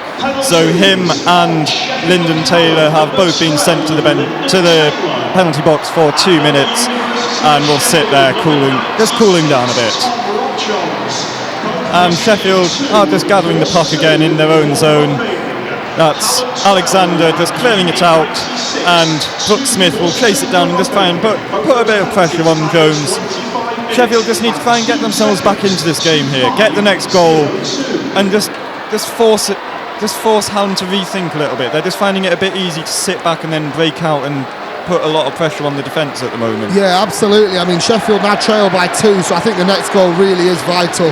They won't want to go 3 behind to a Hallam team which will be full of confidence, having a very good ice hockey varsity record. So it's really important here for Sheffield to get the next goal, but also not to concede early. We just had a chance there. Nick Wood in front of goal just saw the loose puck and jumped on it, got a shot in, but Foyle batted it away, no problem.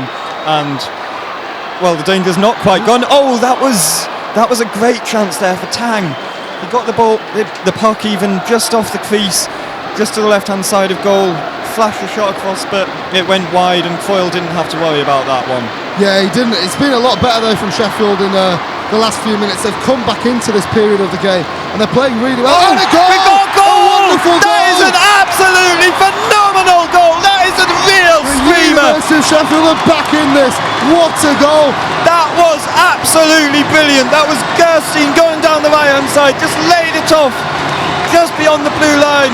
I couldn't quite see who got the shot in, but it was an absolute screamer. He just skated into the blue zone. Absolutely no one in sight.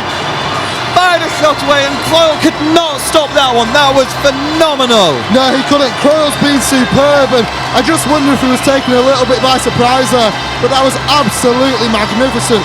What we were saying, it was so vital for Sheffield to get the next goal, and he's just come onto it. And I think what he did brilliantly was he didn't try and take a touch too many. He thought, you know what, I'm just going to hit this and see what happens, and he hit it wonderfully. He connected with a puck brilliantly, straight into the goal, past Croyle, and the University of Sheffield are right back in this ice hockey game. Oh, we've nearly had another goal straight after. That was Shalossi of Sheffield just fired one across, and Gerstein got his puck on it but couldn't get it past Foyle. And the goal came from number 56, Jerry Tang. He'll be thinking about that one for years, I'm sure. That was an absolutely brilliant strike. He will. A huge moment for him to score that goal in front of this arena, in front of this crowd. And He's looked pretty dangerous as Tang, but he's just not quite worked for him before that goal. He struggled to get rid of the puck quickly enough on occasions, but there he didn't hesitate at all. He just thought, you know what, I'm going to hit this. And Croyle, who's been superb in goal for Sheffield Hallam, he could do nothing about that. And the University of Sheffield, we were saying how vital it was that they didn't go 3 behind and they got the next goal. They are right back in this hockey match. Yeah, absolutely. This is set up so well. It's been such an exciting game so far, and this second period is not disappointing in the slightest. We've had 8 minutes of really high octane action, and the crowd are absolutely loving it. The atmosphere here in the arena is phenomenal. Yeah. I've never seen anything like this before. It will be interesting to see how the players deal with this as well, especially as the game goes on and gets more tense. I mean, they won't be used to playing in front of crowds like this. It's partisan crowds, there's segregation here, and there's singing coming from both sides, and the atmosphere is really building. And that was Garrett just going down the left-hand side, got a shot in, but Foyle, he's not having any of that. No, he's certainly not. He's been superb for Hallam. He said it would take something special to beat him, and that's what has beaten him. And the University of Sheffield are going to have to produce something special again, you'd say. He's really been a rock at the back for Sheffield Hallam. He's kept them in this game at times, but this is a really even game now. You definitely say you couldn't really call who's going to win this. Hallam have got the 1 goal advantage, but Sheffield have been superb since they went 2 behind, and now only being 1 behind, anything can happen. Absolutely. You would, like you say, trying to call this, if I were a betting man, I would be terrified about placing my money anywhere.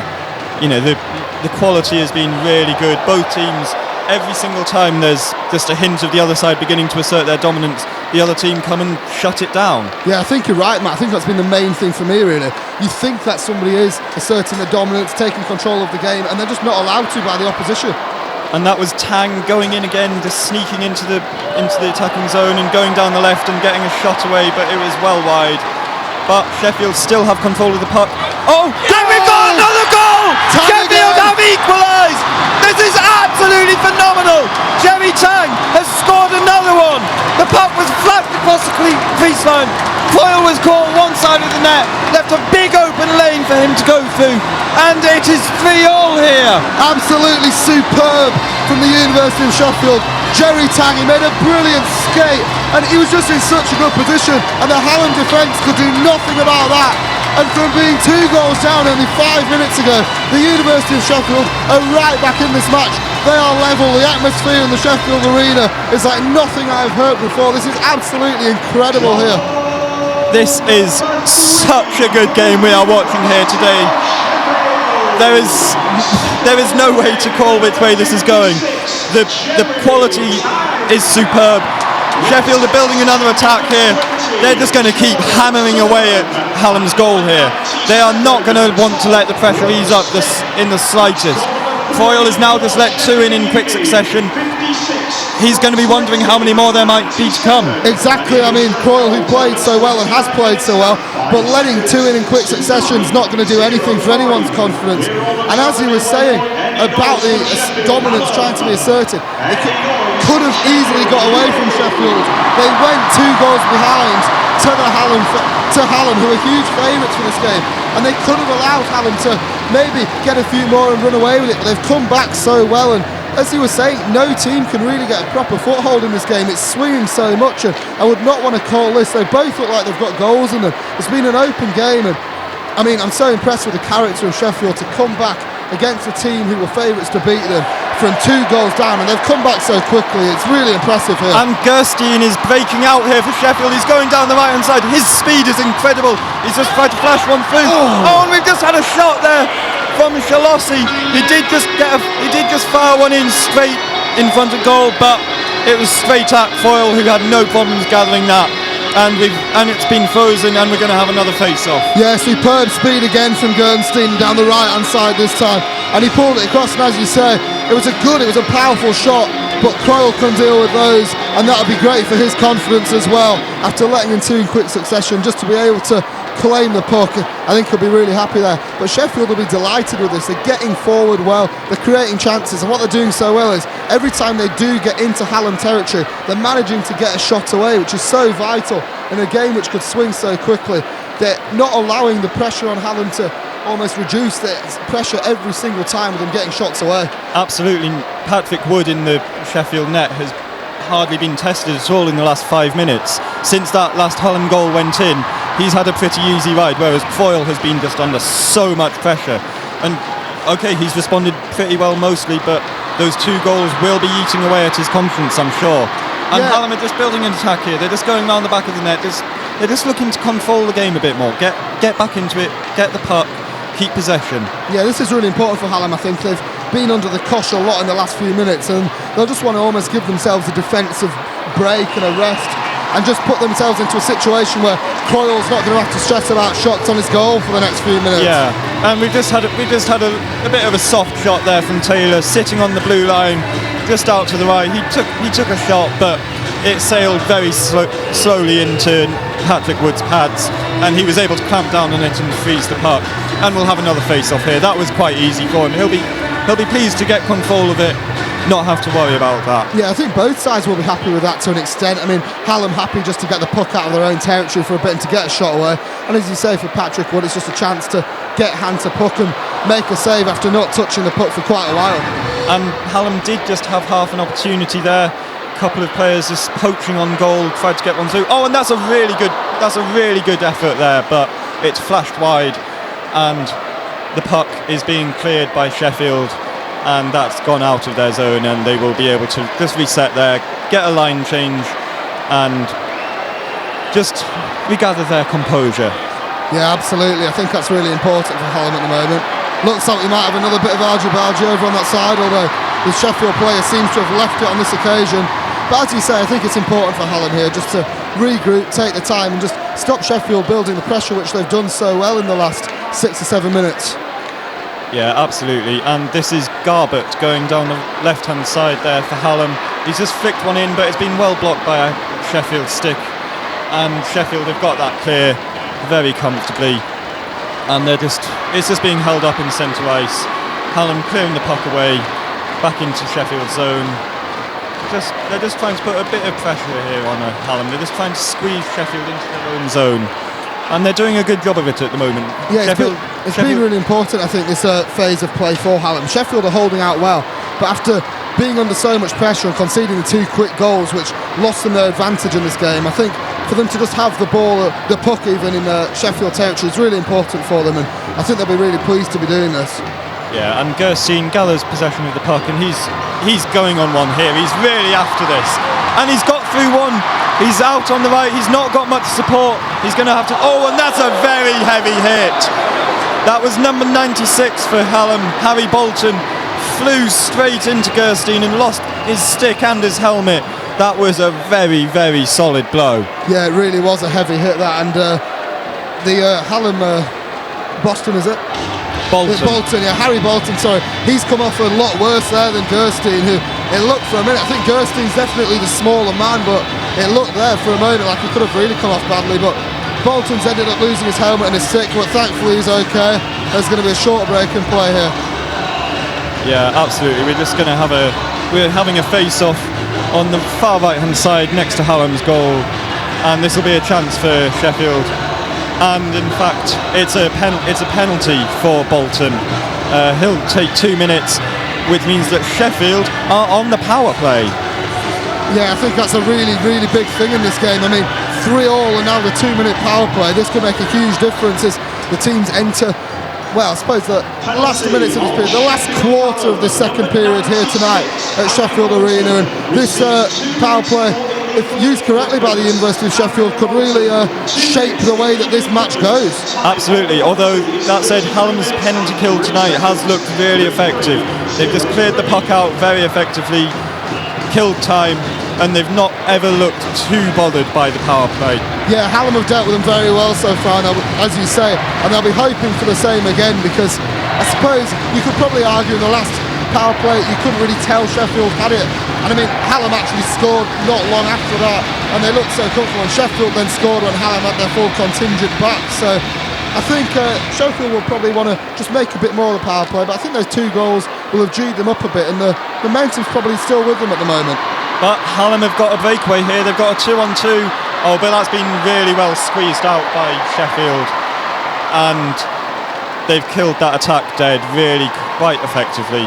and just got it back into Hallam's zone, just to give themselves a chance to reset here and keep putting the squeeze on. They've taken control of the puck. That's Brooke Smith on the far right hand side with Tang supporting him, and Alexander's getting involved too, just keeping the puck, and that's been well cleared by Hallam. That was number 10, Jordan Ho, just getting the puck out behind Sheffield's red line and just giving Hallam a bit of time to reset there. Yeah, a bit of time to reset, to make a few quick substitutions, and I think Hallam will be happy with that. But Sheffield are pressing again, and of course they've got a man advantage, and it's still got about a minute on there, so Sheffield will want to make this count. They're looking pretty good in possession at the moment, and then Hallam won't want to allow this pressure to build for much longer here. No, absolutely, and this is Gerstein on the puck. He's taken a shot, and it's just been knocked away by Shalossi of his own team, in fact. Just couldn't quite guide it towards the net from the crease, and they're just going to have to rebuild here. And that was Shalossi again, just firing one through, but he couldn't quite get it on goal, and Foyle will be feeling nervous here. There's a bit of pressure for the Hallam defence. Yeah, they maybe weren't expecting this. They came into this game as favourites, but they certainly don't look the better side at the moment. Sheffield, who've come back from that 2-goal deficit, it's currently 3-3 here at Sheffield Arena, and they're building some pressure on Hallam, although they are now back up to their full contingent as Harry Bolton returns from his 2 minute suspension there. Yeah, absolutely. That wasn't quite such a comfortable penalty kill for Hallam, but they killed it nonetheless, and they're now on the attack here, going down the left-hand side. Shot got... Oh, that's a very good save by Wood. He gets his pad down low in the way, stops that shot. That was on goal, that one. That was a very good effort there down the left-hand side. Bit of pressure there, just reasserting their presence almost in the game, Hallam. Yeah, I think Hallam will be happy with that. As you say, it wasn't as comfortable a power play period for them to defend there, and I think they'll be really pleased to be back up to their full contingent. And I mean, we've spoken quite a bit about discipline. I think discipline's a really important thing right now for Sheffield Hallam. They won't want to allow Sheffield another power play period, particularly in this period of the game. So I think it's important for them to keep their full contingent, and I think they'll be looking not to give away any silly penalties here. Yeah, and we've just had an icing there. Boardman just fired one in from behind, from his own half, and it's gone through for an icing. So Hallam again get a chance. Face off in Sheffield's own zone here, right next to the net. If they win this, they can really put some pressure on Wood, see if he's still feeling up to the task. And we've had a shot, and it's just flashed over there. That was number 39, Josh Nimmins, just couldn't quite get it on target, and Sheffield will get the puck clear of their zone and just ease the pressure. In fact, Sheffield have a chance here. They won that chase to get the puck, but they couldn't do anything with it, and now Hallam have broken through, and that's a very good save there by Wood. That was again Nimmins going through on goal. Had a chance, just fired it straight at Wood though. Wood got his body in the way. Yeah, exactly. A really good stop there from Wood. It was straight at him, but he had to get his body in the way, and he's not been called into action too much in this period, and another good stop there. So he'll be really happy to have dealt with this well, and Hallam may be building a bit of pressure here, but I think what's been so impressive from the University of Sheffield in this period is, even though they did concede the early goal, they've not allowed Hallam to really build any periods of sustained pressure, and it means that Patrick Wood, in the Sheffield goal, he's not really been under too much pressure, and when he's been called into action, he's been very good in fairness, considering he hasn't had that much to do. Yeah, absolutely. Both him and Foyle have been very impressive this game. They've both provided a lot of support at the back. And this is Tang, going down the right-hand side. And there's a call, and there's a stoppage in play. Not quite sure what's gone on there.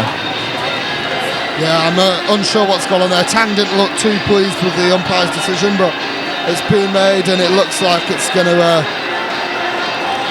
I think Tang might have been called offside there. Yeah, it looked like a pretty tight one from where we are here in the commentary box. But Hallam have a chance to break again. Yeah, Hallam win that face-off there, but they lose control of the puck as they enter Sheffield's zone. And Sheffield now have their own chance. They've got a 3-on-3 here, and a shot fired in from Tang on the left-hand side. He's been absolutely everywhere tonight. He's been really, really involved for Sheffield. He really has. Every time he's on the ice, we just seem to be mentioning his name all the time. He's been on the left, the right, and he's just been superb. His control of the puck's been brilliant. He looks like a real creative player.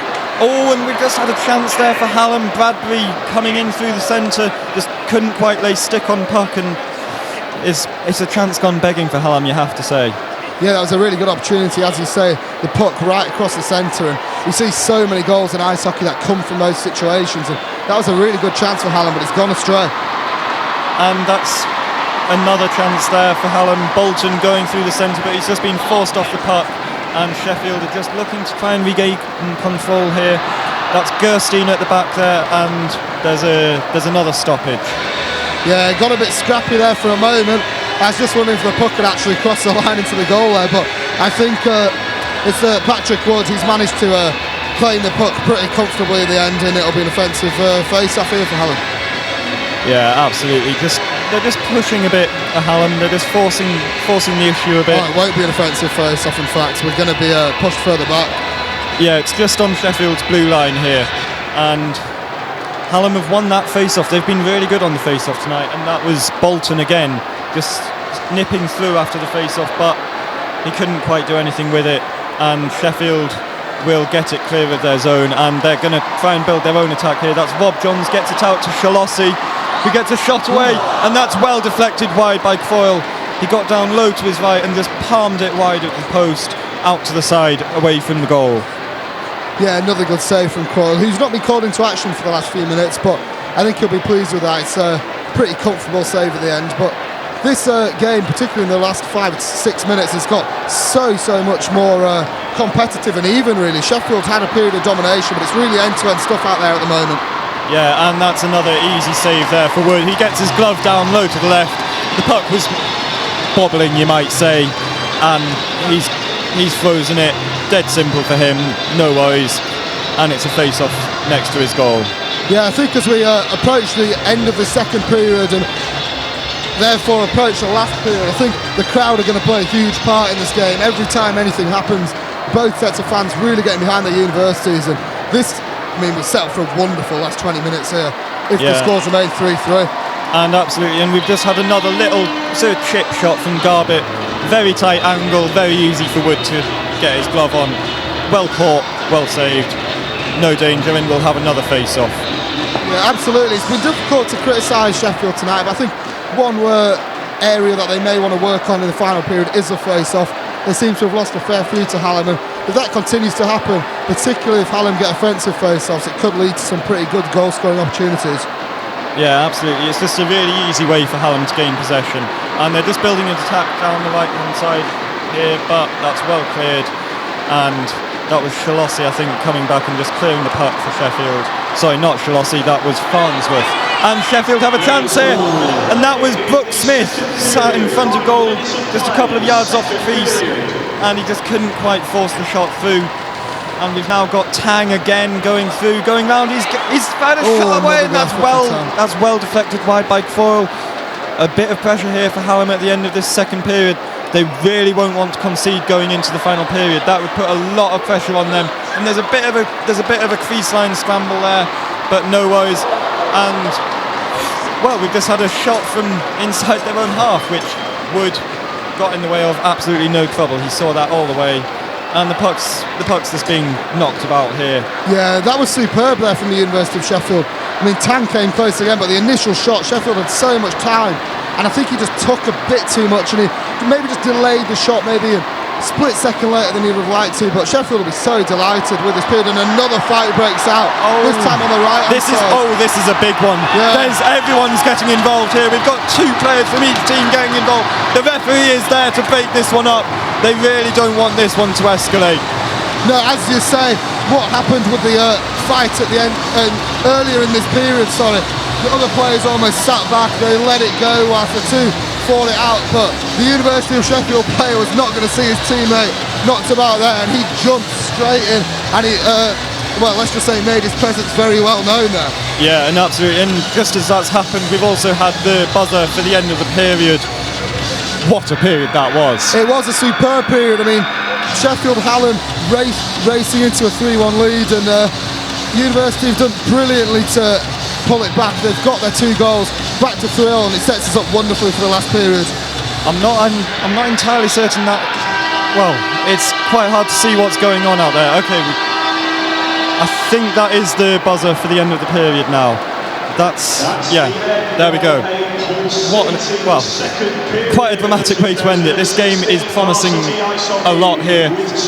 We're going to be handing back to our presenters downstairs. It's been a great game so far. I'm expecting it'll be exactly the same in the third period. Over to you.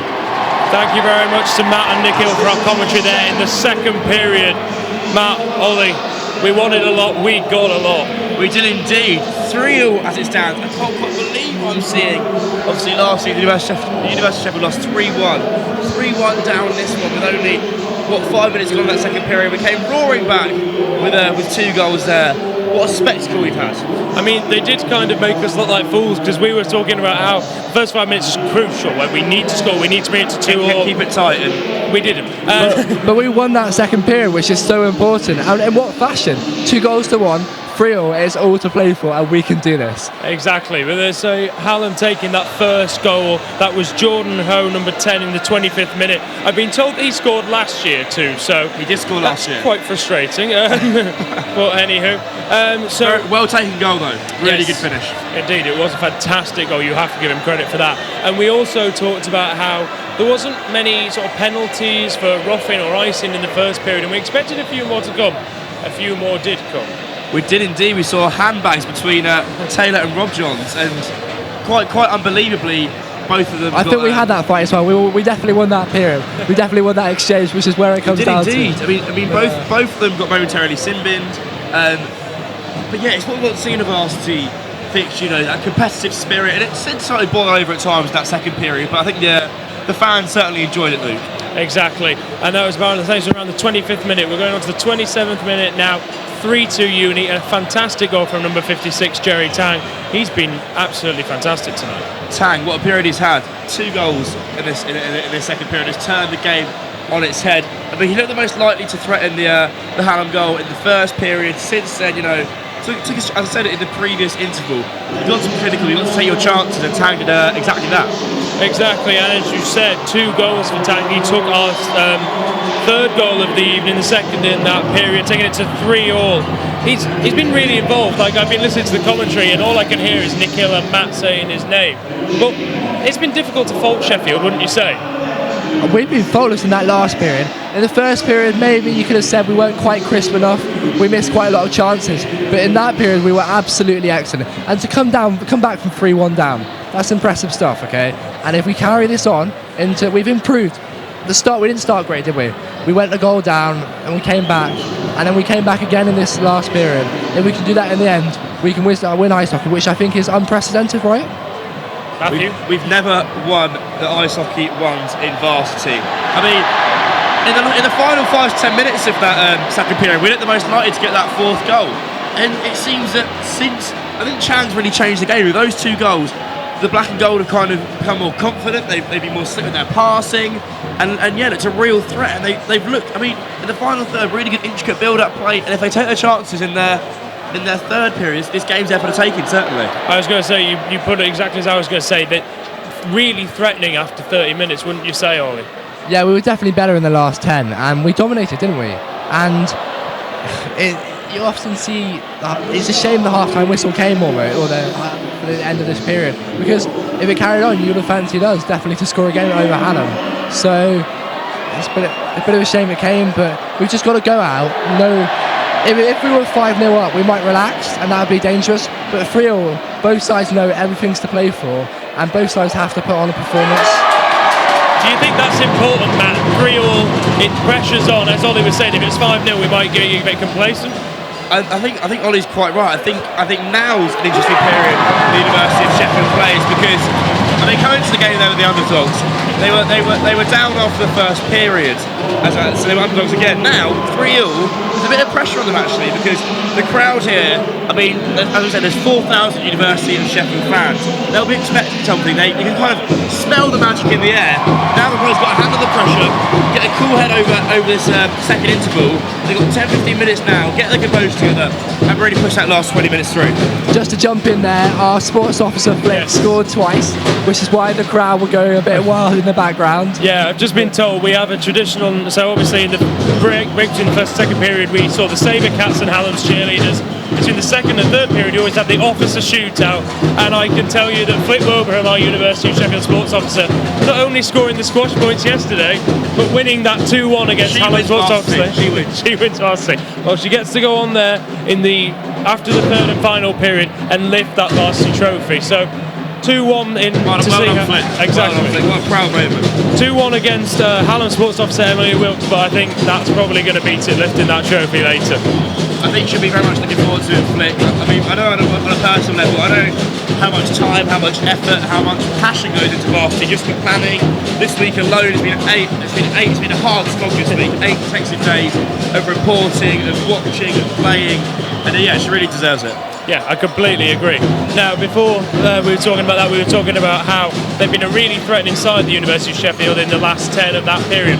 But they also held their defence. Did you say that would be quite important?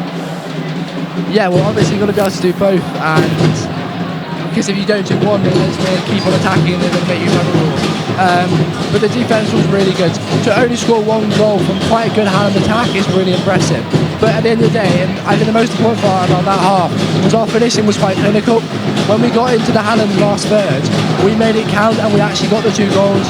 We missed so many chances in that first period, and so it's really important now that we keep that mentality, keep that concentration, so that we get the finishes in and get the points on the board. Because I think both sides will score in this last period. I think it'll be even more open than it has been so far. We've been kind of talking about how we really wish that whistle hadn't been blown. Do you think that momentum will carry into the third period, Matt? I hate to say it, but I think that momentum can be broken with a short interval like 10-15 minutes. I think if that period, the second period of play, had been 5-10 minutes longer, it could be an entirely different scoreline in favour of the University of Sheffield. I think, as I said earlier, we'll get their composure together, keep their heads, and just treat this kind of last 20 minutes. It's a match in itself. It's 3-all, 20 minutes to play. We may never get another opportunity to win ice hockey varsity like this, so they've got to just make the most of it and enjoy themselves. I mean, at the end of the day, Black and Gold have won varsity this year. They've got nothing to play for on paper, and they should just try and play relaxed and aggressive ice hockey, exactly like we saw in that second period. So 10 more minutes of this break. We'll be bringing you the third period live here on Forge Radio and Forge TV. The final 20 minutes of Varsity, Ollie. What do you think we're going to see? Sorry, I didn't hear you. The final 20 minutes of Varsity, what do you think we're going to see? It's fortunate we have a lot of drumming behind. I think we're going to see an even more scrappy affair. I think, although the ice is being redone right now, so it'll be quite quick off the start, we'll see a scrappy affair. And I think this is where you might see a couple more fights, because going down into the last period, it's all to play for, 3-all. And come on, how good is it going to feel to win that last Varsity point in front of a crowd of 4,000 of your supporters, people chanting your name? If you score tonight, if you score the winner, everyone's going to know your name. How good is that, okay? So I think the players are going to be so motivated, and at the end of the day, University of Sheffield players are relaxed. We won Varsity, we don't have to go into this like nervous or anything like that, okay? At the end of the day, Flick's going to lift the trophy, so it's a bonus for us, whereas Hallam kind of have something to prove, so I think we can be more relaxed and get something from the game. Would you agree, Matt? We are, Ollie says, we can be pretty relaxed, we've already won. But I don't think the players will be relaxed. No. I suggest now the players can relax. That means nothing to them, really. No. On paper, it means nothing. It's all out there on the ice, winning that final Varsity point. I think the manager will be telling them to relax, because that's what we don't need to get. The Hallam manager might be saying, come on guys, what is that? You just lost that last period. Whereas Sheffield will be like, calm down, take the atmosphere in and just relax. It's definitely Sheffield Hallam's to lose. I think after the first period we could have maybe said that. I mean, Hallam 2-1 up with 2 periods to play, and they were certainly favourites going into this match. And with 3-0, as I said, there will be some pressure on the University of Sheffield. They'll be feeling some nerves out there, some nervous energy. I mean, it's like nothing you'll ever have before as an amateur ice hockey player to be playing in front of this sort of crowd. You know, they've got, as we say, got to keep their composure, keep their heads. As I said earlier, Taylor and Rob Johns got in a scrap. I think it's really important that the University of Sheffield keep their discipline. I think Hallam, you know, if they can get a man up, will punish the University of Sheffield with their quality in the final third. I think it's really important to keep their discipline, keep all their players on the ice, and make the most of the opportunity they've got out here tonight. You think that's what we'll see in the final 20 minutes of Varsity, like a very discilled side who want to get at that win? So. I think, as I said earlier, composure is important. Whether we see it or not, it's another matter. You know, passions will be running high. There'll be a lot of pressure on these players.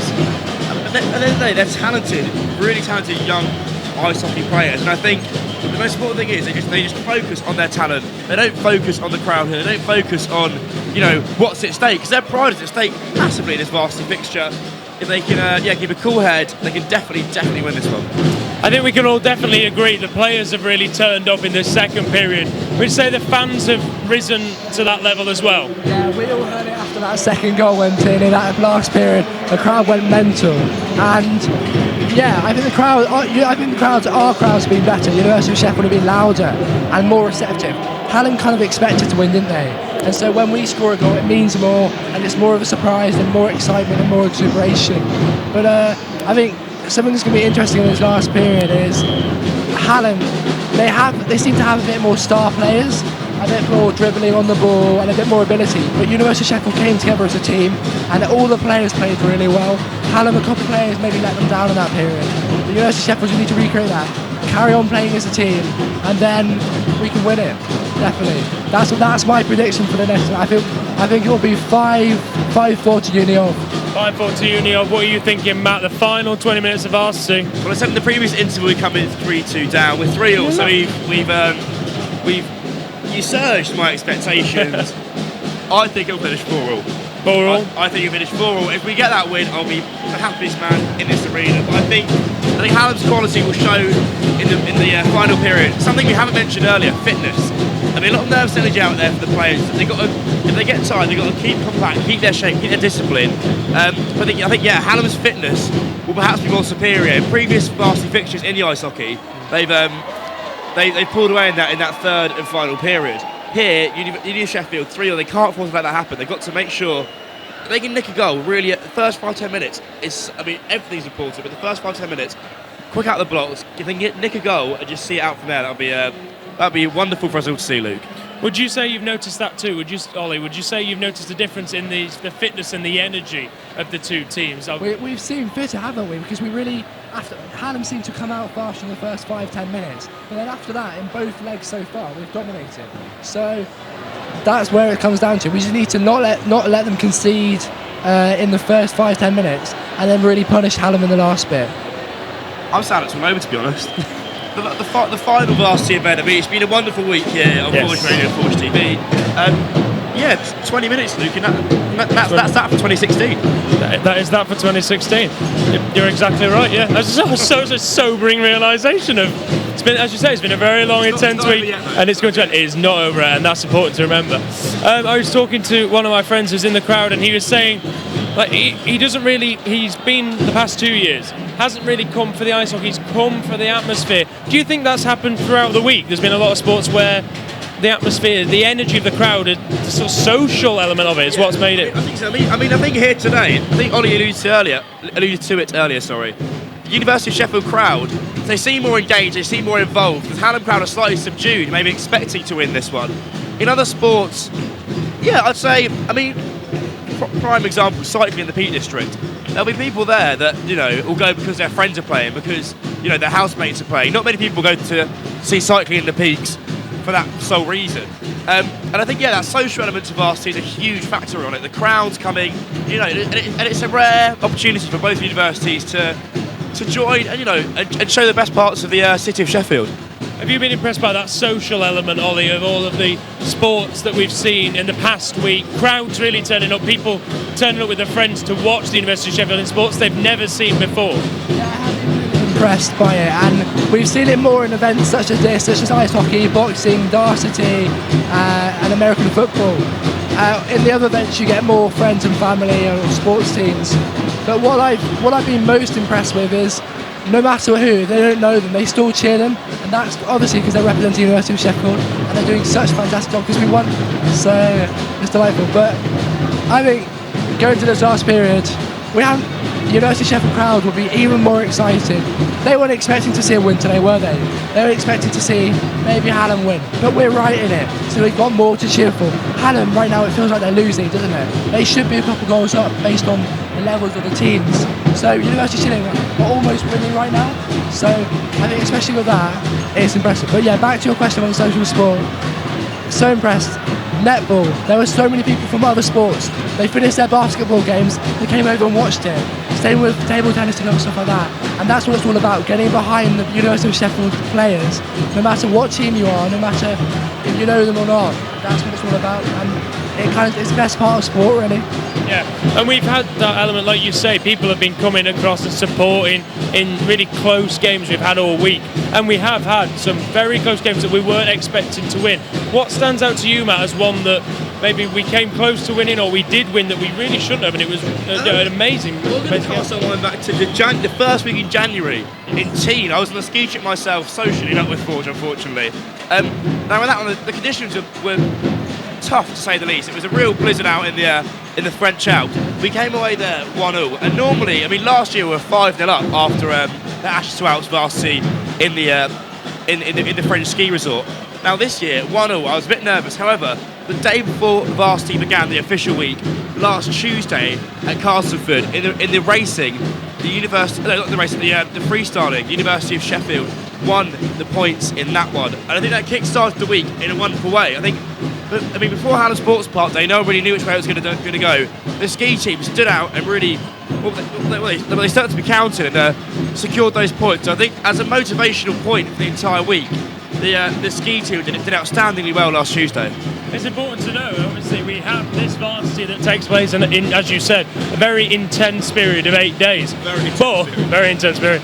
But we also have Winter Varsity, and obviously we had only 2 points out of the 4 that were up for grabs contested in January due to excess snow. I know a lot of you may be thinking that that's completely ridiculous, but trust us, it's not. Trust me, from racing, doing a lot of ski racing myself, the conditions have to be right. If there's too much snow, you can't get the carving, you can't get the grip going down the slope. So it sounds stupid, but if there's too much snow, they have to piece bash it, and it's impossible to do while the race is on. Exactly, we're only having those 2 contested points in the end. So like Matt said, we had to take the other 2 points to Castleford on Tuesday. We ended up coming out of that with 1.5. It was 1.5, wasn't it? Yes. So we came out of Winter Varsity itself 1-1. We came out of Winter Varsity last year 5-0. Like, do you think that really affected the week? I mean, it obviously doesn't. I actually think it was a good thing, because University of Sheffield knew that they couldn't rely on a lead. They knew that they had to step up and take it to Hallam. In the past, 5-0, we relaxed and Hallam came back at us throughout the week. Whereas here, it was kind of equal. We had to take it to Hallam, and we saw that from all the teams. Yeah, I was saying earlier how it was 1-0 after Winter Varsity, then 1-0 also after the freestyling at Castleford on Tuesday. My point was that, traditionally the racing we're quite strong in. So at 1-0 we were quite disappointed. I spoke to some guys from the ski team who were expected to be 2-0 up after that one. The freestyling, Hallam were traditionally quite good at that. Now, obviously last year we won 5-0, but to come out of that 2-2, well, in my opinion, I think the ski team almost felt like they got away with one, and that kind of element of luck led a really strong start to the week. I think also boxing, as I want to point out, was before Varsity week began. We came out of that one equal as well. We could have quite easily lost. So yeah, I think a few tightly fought points went our way before Varsity week began, which gave our players some confidence going into the slog of the actual Varsity week. Okay, so our teams are coming back onto the rink for the 3rd and final period. We're going to go live now to Harry King and Dom Lowe for that 3rd period commentary. We'll be back to analyse it. Let's see how this result turns out. Thank you very much, Luke. Welcome everyone back to the action for the 3rd and final period of this game. I'm here next to Dom Lowe. It's been an absolutely exhilarating game so far, Dom. Oh my God, what a game, what a game. We've had so much ferocity between the 2 teams, even though, as we know, they do play on same team outside of Varsity. But it's so good to see that kind of passion for Varsity, even when it's already decided. You're right, it's been a story of the whole week, hasn't it? Every single team competing for the black and gold or for the maroon and white has put in 100%. They've been fighting for those points, and even though you say, as we've already won the points, already won Varsity Trophy, the teams are fighting for it quite literally at times. So what do you think University of Sheffield need to do then, coming out of the blocks, to win this game? They just need to carry on what they did in that second period. They were so good in that second period. They kept hold of the puck. They didn't give it away cheaply. They weren't afraid to try and go past Hallam. And when they did get challenged physically, they challenged them right back. They didn't shirk away from anything, and I thought that's what they got to do. You're right. I think perhaps could have been a case of the occasion getting to us. We've never won here at the ice hockey against a favoured team. There could have been a case of us coming out and perhaps being a little bit timid, but there was no chance of that, was it? The team were fighting right from the first moment, right from the first face-off to the last. And I think we are going to start this final period with each team having a penalty. So it'll be, 4 aside to start this final period because of the little fight we had at the end of that last one. Oh yeah, definitely. Lucky to probably only have 2 penalties, not 4. Yeah, I think you're right. Actually, oh no, we have there are 2 players in the Sheffield you're right. box. Looks to be just the one in the Hallam box. Yeah, so maybe there'll be a power play for Hallam here. Yeah, could be an interesting moment here then to the start of the third period. Could be decisive, big 2 minutes for Sheffield Hallam then. Can University hold on? I think they can hold on, but we're just ready for the face-off now. And we're away here. And they are off then. Hallam starting with the puck and moving just over the blue line. It's Sheffield's Garrett who take the ball. A slip there from Hallam, and the Sheffield will come away with the puck. Right then, Tang then will try and get a little bit of stability into this game. It's been a scrappy start to this final period. Obviously a couple of players off ice for University of Sheffield, so man down, they're going to have to do their best to hold out. Hallam though have the puck and they're going to move just inside. Shot just wide of the net. Yeah, the puck's just coming around the back of the Sheffield goal now, and they'll come away with it.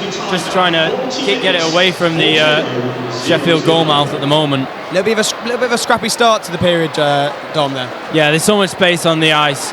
You'd think that they'd be able to find each other better, but I think they're just they're kind of playing to the occasion at the moment. They need to settle down and get into this game. Both teams. Rounding their own goal, looking to clear their lines. The crowd on their feet roaring. It's been an incredible atmosphere all the way through this match, and that's continuing in this final period. As both teams fight for the ball. Ooh, nearly interception for University of Sheffield there. Hallam tried to play the puck over to the left of the ice. Just missed the University of Sheffield player. Yeah, Garrett coming forward with it now, but he's blocked out by the Hallam defence, and the puck will run through to the Hallam backs, and it's Hallam number 90 coming up with the puck now. He flicks it back to number 9, but it's intercepted by Sheffield. Yeah, nice bit of invention there by the Hallam player, moving on the left wing. Didn't have any options, so he flicked it back inside, but University of Sheffield now will come away with the ball, and it's Gernstein taking the ball over centre ice, over the blue line. He's got an opportunity. He'll shoot. No, he won't. It's a great poke check by the Hallam defender. Ball is still alive. It bounces around, and it's well saved by the goalie. Yeah, Hallam are going to come away with it now. They're going to try and run at this. There's so much space in the ice, as we said before. It gives them a lot of space to run into and a lot of space to pass into, but no one's been able to put together a great series of passes so far. Good opportunity there for Gernstein for the University of Sheffield. Oh yeah, definitely. And the Sheffield keeper, Patrick Wood, is just going to kill it, and we'll have a face-off. We will, and we have both teams now, Dom, back to full strength, so either side able to survive their penalties. University of Sheffield did particularly well with 2 men off the ice, and now they're levelled up as we approach the face-off. Yeah, both teams with full strength now probably go for a bit more and try and pass around a bit more. Garrett brings the ball over his own goal, and he's going to move forward and look for options. He passes it out wide to the left wing. University of Sheffield over centre ice, over the blue line, and looking for options. The ball's going to be dumped around the back of the net, and hopefully University of Sheffield can get back on it. They can. It's over on the right here now with Sullivan. Sullivan looking for an option. He passes it down to the side. Brooke Smith can't find anyone. University of Sheffield over on the left wing, right up ice, looking to find a clear attempt at goal. Good bit of possession for this University of Sheffield, Dom. Oh yeah, definitely. This is what they've needed. They needed to get on the puck, just settle things down, and get back into playing ice hockey. You're right. There's 2 players there just having a little tussle on the boards. I think it's going to be Bournemouth who comes away with it. Looks to be a call there by the referee, and a bit of a scuffle there between the Uni and Hallam players. Yeah, not too much, just handbags there for this one. No fisticuffs coming out as we have 17 minutes left on the clock in this third and final period. Scores tied up at 3-3. It's all to play for, Dom. The crowd really getting into it now. Oh yeah, definitely. This is so close. Could go either way. Obviously, we hope it goes to the Uni of Sheffield. Of course, Hallam, however, with the ball, but it's intercepted. It's a loss. He's going to bring it forward just over the blue line. He passes it out wide. Rob Johns has got the ball. He's already been sent to the side for fighting earlier. He's clearly up for this, and there's a little tussle behind the Hallam goal. Likes to leave a stick in there. A little bit of a tussle. No one really able to get any clear possession over on that left-hand side. The ball is scooped across now. The puck in the hands of Wood. Moves it forward. Scrappy period of play here, Dom. Neither side really able to get any clear possession in this third and final period.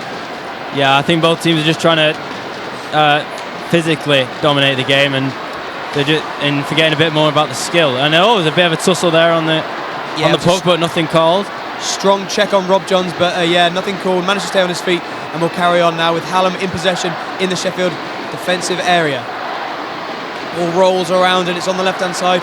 Chance here for University of Sheffield. They've got a little bit of space coming forward to Gurdsley in the middle, but he can't quite control it, and the puck will roll across to the right-hand side. A nice body check from Gurnstein, left one in there, and the crowd loved that. Yeah, it's half the game there, isn't it? Getting the crowd involved, and that in turn will get you pumped for the game.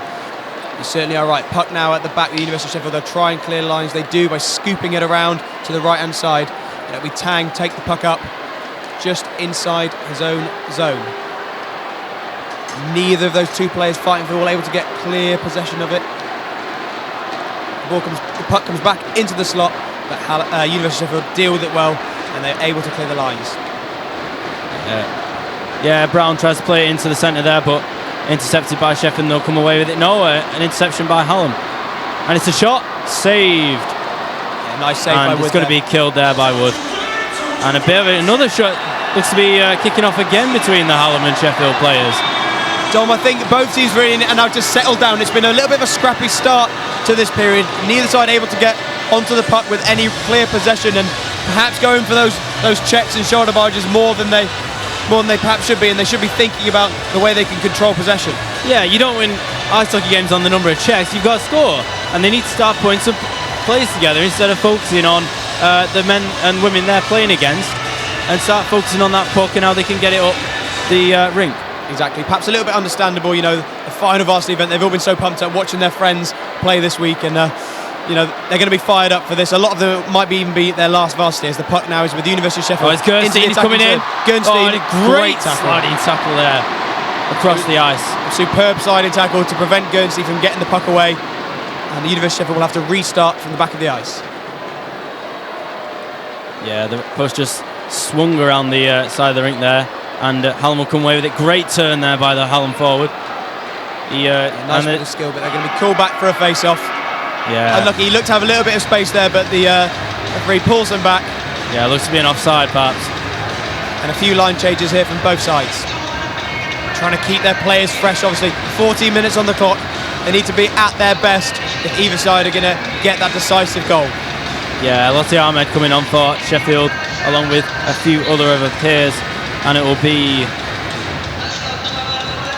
And the face-off is coming away, and Hallam come away with it. Coming forward now, and the puck is dumped behind the Sheffield goal, and Hallam will retain possession in a long shot there, but saved by Wood. Yeah, Wood's really grown into this game. Wasn't so confident early on. Made a couple of there were difficult shots, the second and third goals, but he might feel that he could have got something on them. Oh yeah, definitely. I think he'll be disappointed looking back, but he's really grown into the game. Yeah, he's really grown into the game. Really strong performance at the end of those second and at the start of this third period of play. And win the puck from the face-off, resulting from Wood killing it, and the puck is now moved into the centre. It's a good chance. It's broke here for Hallam, and a great sliding tackle there from the Sheffield defender. Yeah, it was an outstanding save as well. The puck ricocheted its way towards the goal. Wood was alert to it, and he made the save. Yeah, putting good pressure on there.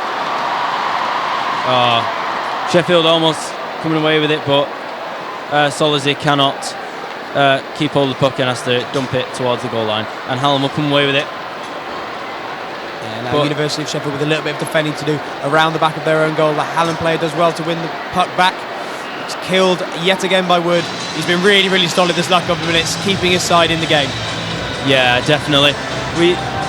When Sheffield have been under pressure, he's always been there to stop those pucks that get in after lacks of concentration. It's Brown here for Hallam, Judy Brown, and after the face-off, the Sheffield man loses his stick, and the puck went firing into the crowd there. They had to do well to watch it. Obviously, really important you keep your eyes on the puck at all times.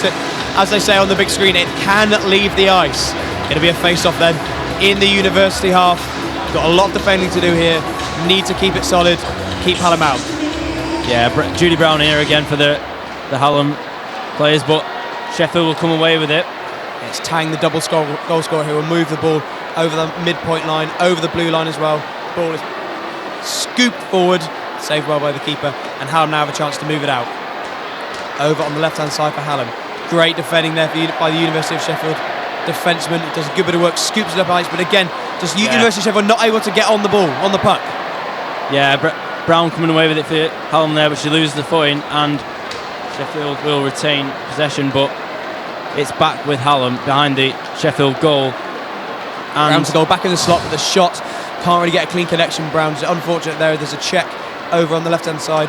Puck scooped up ice, and Hallam will have a chance now to rebuild. They move the ball out wide, controlled with the foot by the hand player. Skips over the halfway line.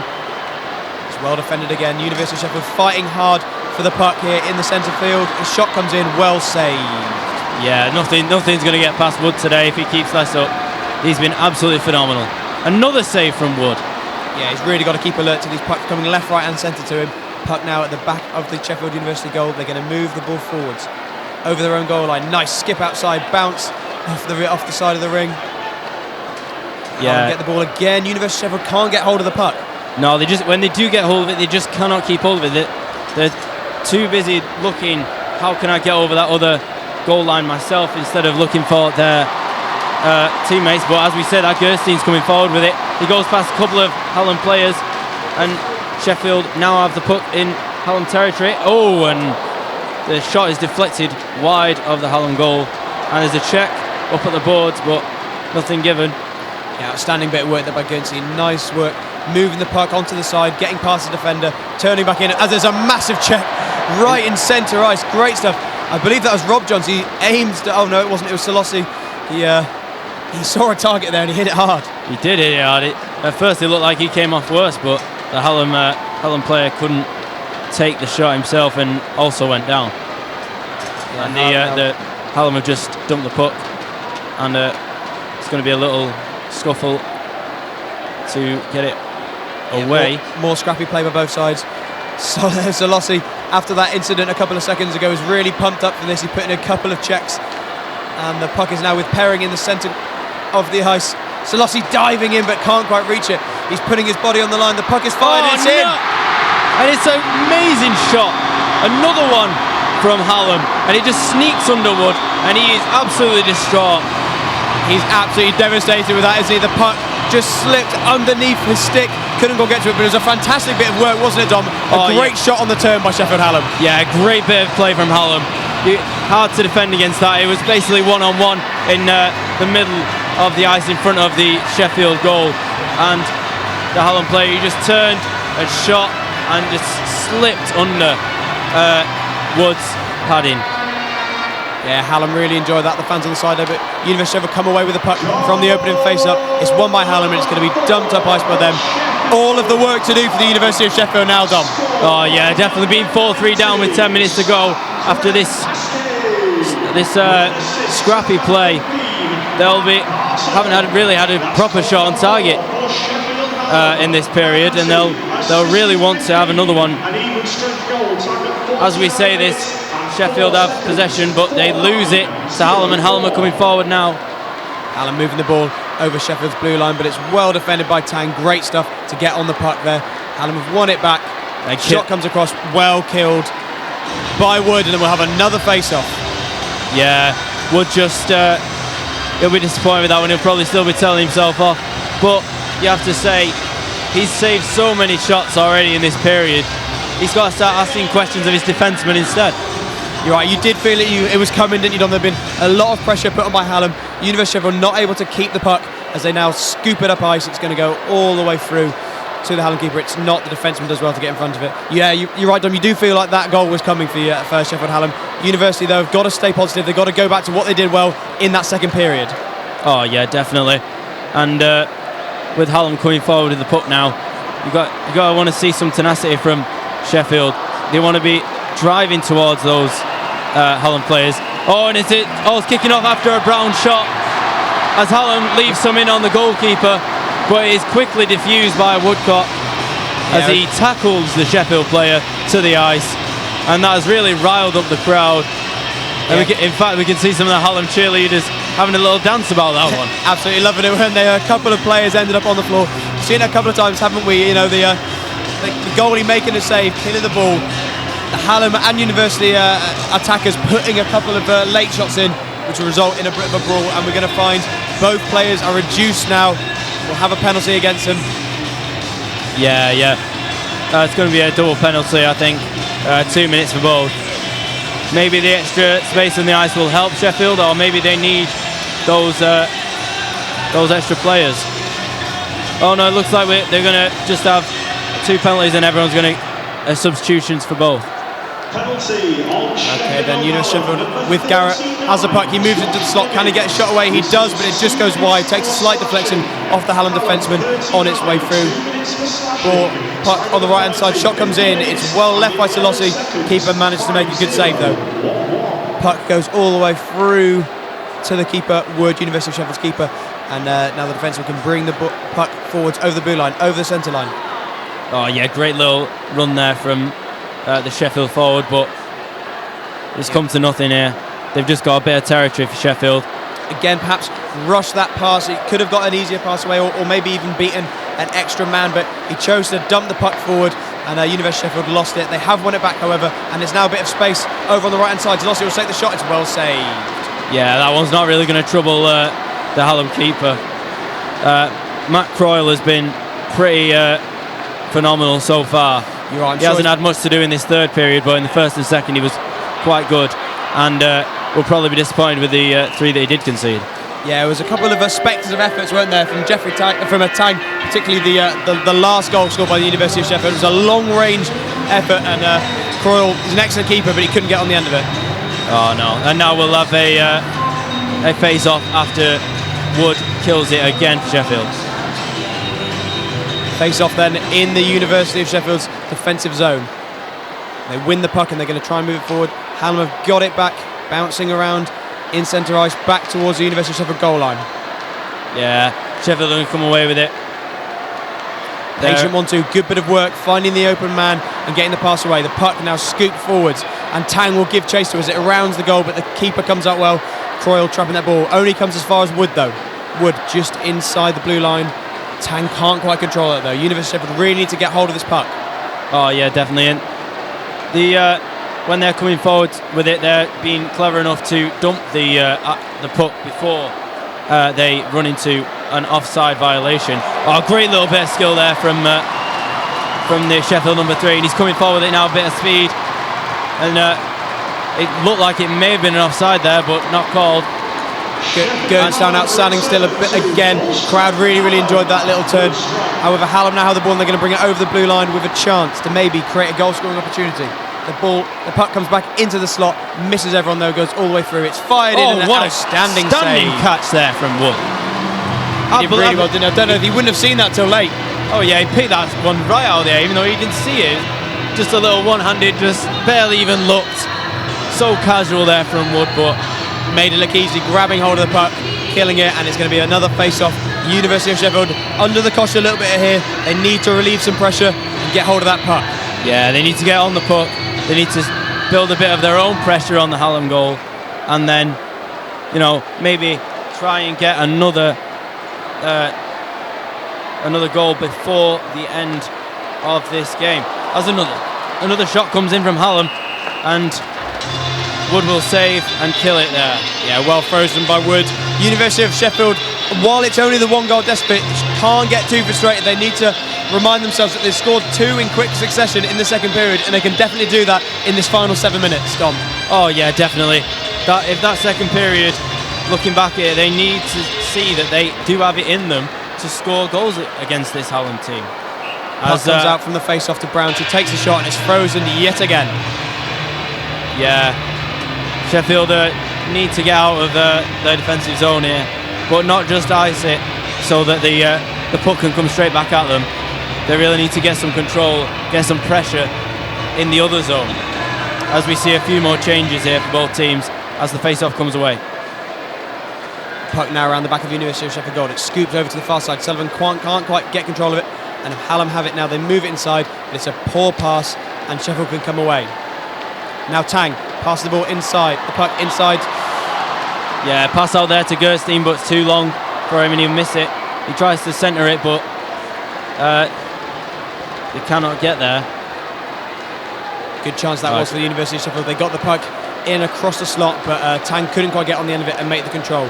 They still have the puck though. They're going to move it over the blue line with Tang. He's been outstanding so far today. Moves the puck over the centre line. Plays a little 1-2 with Borman. He's got a bit of space. Can he get the puck in? He scoops it around. A nice turn, but he couldn't get a clear shot away. Yeah, that'll be killed by Croyle. And a great bit of defending from Hallam there to force Sheffield back. But also very well done to Sheffield to have the presence of mind to keep hold of the puck and not just dump it when they face with that defensive pressure. Yeah, you're certainly right. Perhaps the first time in the last few minutes that we've seen University of Sheffield able to get a bit of clear possession in the Sheffield Hallam's defensive zone. They have the puck now. Repairing, he fires it across. Ahmed can't quite get control of the puck though, and Hallam will clear it forwards. Yeah, Sheffield are going to come away with it though. Driving towards that Hallam goal. Garnett tries to, and a big check there. A leg check on Garnett from Hallam. Yeah, referee I think adjudicating that as tripping.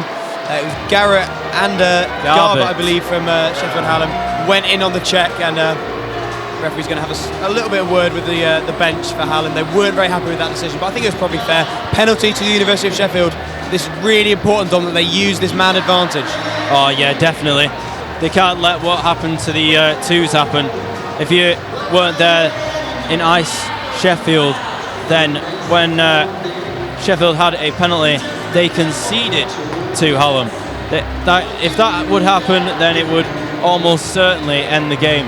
A fifth goal for Hallam is definitely not what Sheffield want right now. You're right, from the University of Sheffield's point of view, they really need to use this penalty to their advantage. Yeah, try and claw one back. Yeah, try and get some sustained pressure in that Sheffield Hallam defensive zone. You're right, the referee's just having a little bit of a conference over on the far side of the ice, discussing that last passage of play, and I think they're going to have a word with the two captains on the ice. Not sure perhaps whether the University of Sheffield are going to end up with a player in the penalty box as well. Yeah, not too clear what's going on right now, but maybe he's talking to the captain to give his bench some instructions perhaps. Yeah, maybe just asking the players to calm things down a bit. Got 6 minutes left here in this last and final period at the Motor Point Arena. It's a fantastic atmosphere here. University of Sheffield find themselves though 4-3 down.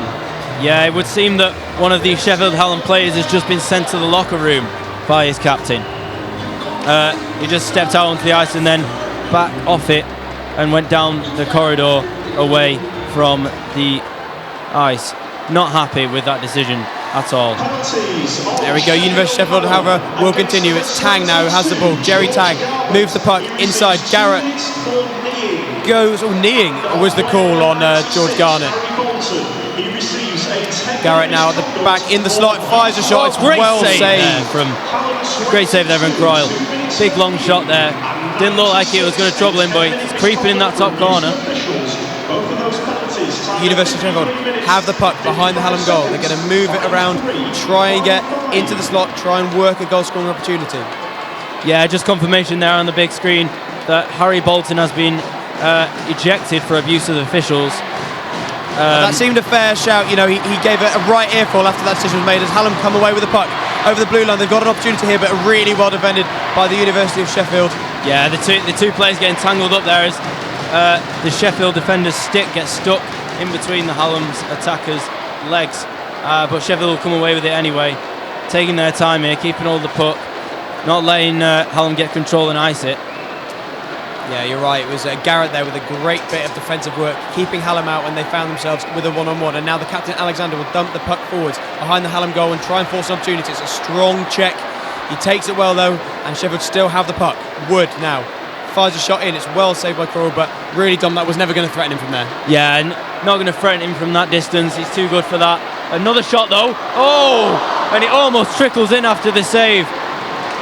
on another shot there, high off the glass. Yeah, Tang with a wrist shot. That was a great opportunity. That was a lot harder save for Kroll to make there, Tom. Oh yeah, definitely. This is the kind of pressure that Sheffield need to be putting on the Hallam goal, and it's nice to see them doing that in these final 5 minutes of play. Only 20 seconds left of this penalty though. They'll need to try and get a goal in this last 20 seconds. Well, even if they don't score, Dom, University of Sheffield will be glad that they've created a bit of pressure and started to get some momentum on the front foot now. As the puck comes back, University of Sheffield will try and get the shot away. They can't get anything clear. Hallam can't clear the lines now. And Gerstein comes away with it, but he's checked just as he's making the shot and just cannot get any power behind it. Hallam can't get the puck out of their own defensive zone. It's Gerstein now again. Gerstein again. He fires a shot. Can't get it cleared away. That's really well blocked by Hallam. Yeah, really well blocked. They're just throwing themselves in front of it right now. And Hallam comes away with it, but caught. Another amazing catch from Wood. Yeah, his hand-eye coordination has been spot on in this final period, catching pretty much everything that's been fired at him apart from that one goal. Yeah, the Hallam player who had the penalty came straight out of the penalty box and then got a long pass from the defenseman and had a little counter-attack and almost scored there. That would have been absolute calamity for the University of Sheffield. Really would. That 2-goal lead with only 3 minutes and 55 seconds on the clock, you would feel would be unassailable. However, it's just the one, and Hallam now have the puck inside Sheffield zone. They fire it across, but there's no one there, and Hallam can't quite make the most of it. University of Sheffield come away with the puck over their blue line, over the centre line.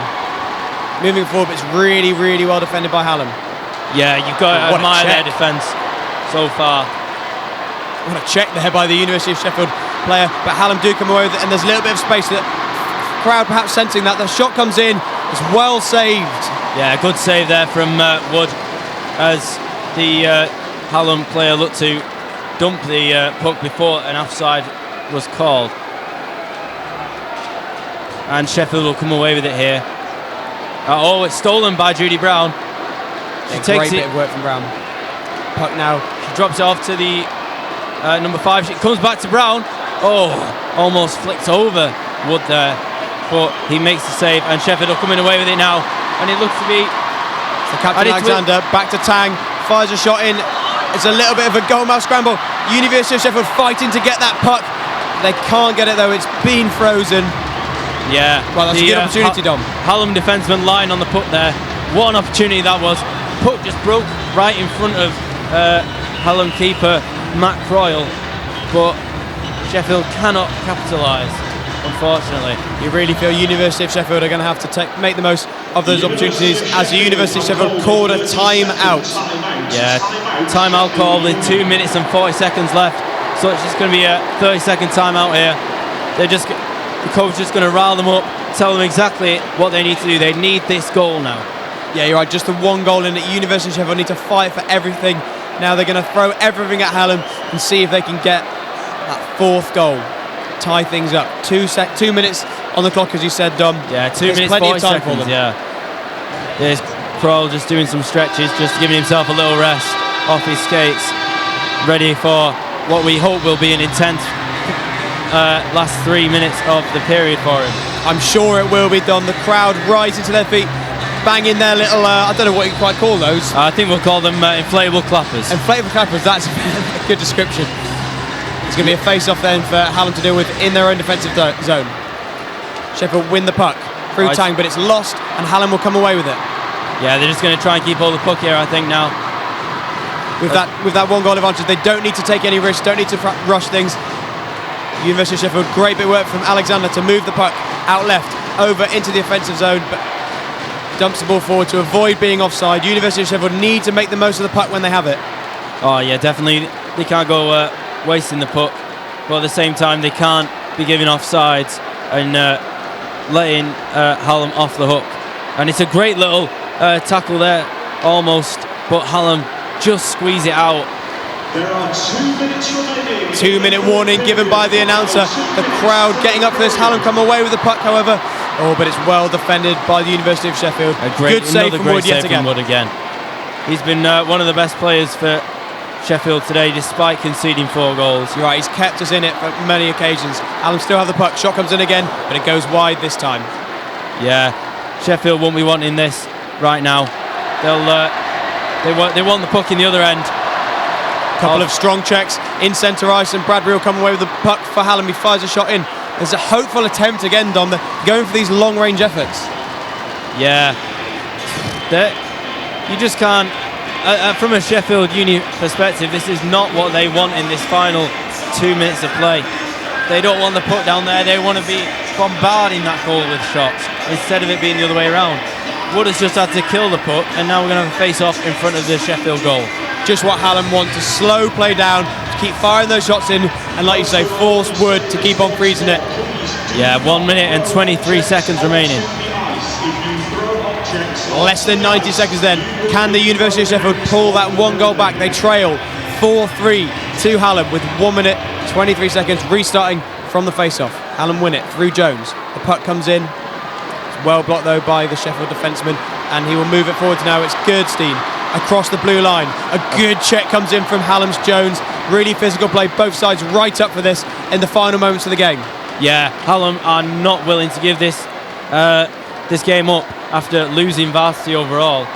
But it's with Girdstein now, and another big check from Hallam. Puck around the back of the Hallam goal. University of Sheffield in possession. Yeah, just under a minute left to play, and the puck is two taken. Players not quite on the same wavelength. It was Rob Johns who dropped the ball off for his teammate, but teammate wasn't aware. Now just 42 seconds, and you feel the University of Sheffield are going to have to throw everything forward, which they have done. They've swapped out their keeper. So University of Sheffield have an extra man up on ice. Yeah, the extra man up on ice, but an open goal. If the puck drops for Hallam, you'd feel that they would have to take the shot. Clever play by Hallam to not dump it up ice, keep on with the possession of the puck. Now just 16 seconds to play. Gernstein will take the ball over the blue line. Oh, but it's a great bit of defence from Hallam to keep him out, and with 10 seconds left, you feel that might be it now. 7 seconds left. Sheffield are going to have to do something special here, but the puck drops to Hallam, and it's all over here at the Sheffield Arena. Hallam win this one 4-3. Devastation for the University of Sheffield there. They just ran out of time at the end. They bought their keeper off to give themselves the extra man on the ice, but you know, Gernstein, as he brought the ball over the centre line, you thought he was going to have a chance to move it forward, but it was good defence from Hallam to keep him out. Absolutely outstanding defence from Hallam. You have to say, it's not that Sheffield haven't played well, they've been incredible, but Hallam, their defence has just been something else tonight. Particularly in that last period where Hallam shut out the University of Sheffield. Oh yeah, there's definitely, you have to say, it was definitely a shutout. It was one of those, what you might call a smash and grab in football. Yeah, where they got the goal and then they sat back, and they were quite happy to soak up that pressure, and then, you know, they just saw it out. Very professional performance from Hallam, and they are. And we will be switching back up to our punditry team. Goodbye from us here at the commentary box. Thank you and good night. Thank you, Harry. Thank you, Dom. That's your third and final period, the final 20 minutes of Varsity, and it's the University of Sheffield 3, Sheffield Hallam University 4. A devastating loss, gentlemen. What a shame. What a shame. I think University of Sheffield closing the gap each year in the ice hockey. Lost 4-3 in that one. Such a tight match. I thought they really did our university proud. Yeah, we definitely did University proud, but it's so devastating. 1 point in it. But to be fair, Hallam were expecting to win. We were always the underdogs, so you can't really complain. It was a very good final period in terms of, you could tell that all the players were going for it. Obviously, in the 41st minute, penalty for roughing that was a very intense fight and could have been maybe a bit more. And then in the 45th, the start of the fight, a very tense on the rink. It's a shame the University of Sheffield didn't make most of those power plays. I call them sin bins and yellow cards. To be told that's the wrong phrasing for ice hockey. I've got to say Nick Wood for the University of Sheffield in goal, outstanding. Hallam created a lot of clear-cut opportunities during that final period, but Nick Wood kept us in the game. It's a real shame we couldn't get that final equaliser. Yeah, it was such a shame. We went for it. We had 6 attackers on the pitch. We took the goalie off at one point as well. So it's disappointing, but overall it's been an amazing week, amazing Varsity, and to be honest, we were always expecting to lose this one, weren't we? So it's not that hard. I think it's been a perfect metaphor for the week of actually like, oh, we could win this one that we've never won before. And I think it feels more painful because we almost got there. I mean, 3-0, 10 minutes to play. There was nothing in it. I think the University of Sheffield really held their own in this match. I think. I mean, who scored in the opening period? Yeah, I was about to say it was from the Tang. Yes, from the opening. Tang got 2. I mean, played incredibly well during that second period. Got the University of Sheffield back in the game from 3-1 down, back to 3-0. We're all hoping. I mean, all of the Forge gang up here were so excited. Our ice hockey fans in particular couldn't quite get that breakthrough. I think early on in that third and final period we dominated. Didn't make the pressure tell, and Hallam punished us. Let's talk about that goal. So in the 49th minute, a goal for Sheffield Hallam University, number 19, Sam Krempaski, apologies. It was a pretty good goal. Yeah, but to be fair, it's fair to say that the game was so close. We had enough chances to win it, and so did Hallam. They won in the end, but I think Sheffield University players can definitely be happy. They did better than expected. They performed really well. And at the end of the day, in sport, sometimes you don't really know you might deserve the draw. I think we deserved the draw tonight. I think Michael Alexander, the captain of the University of Sheffield side here, was desperately disappointed. I mean, it was a great finish, in fairness to Hallam, for their 4th and final goal. But to get, as I said earlier, to get so close and yet so far, I mean, it's a sporting term we use a lot, but I mean, Alexander led through so well. They were so motivated throughout the match. So, I mean, they kept their composure. They did everything that could have been asked of them, but couldn't quite score that final equaliser. So what we saw through all of the periods, and as we kept in that last period, good defensive work. Apologies, we're now going to throw down to an interview on the rink side with Charlie Martin. I am here with captain of the Ice Hockey Ones, Michael Alexander. What a fantastic game that was. How are you feeling right now? Well, disappointed, obviously. I mean, it's a very narrow loss, but going into this game, we were the massive underdogs because Hallam always have a strong team. So, I mean, we battled for 3 periods, and they got 1 goal in the final. I mean, it was unlucky, but our team played very well, so I'm very proud. I'm very proud of my team. That second period was just so exciting. And into the third as well, there was definitely a couple of other shots.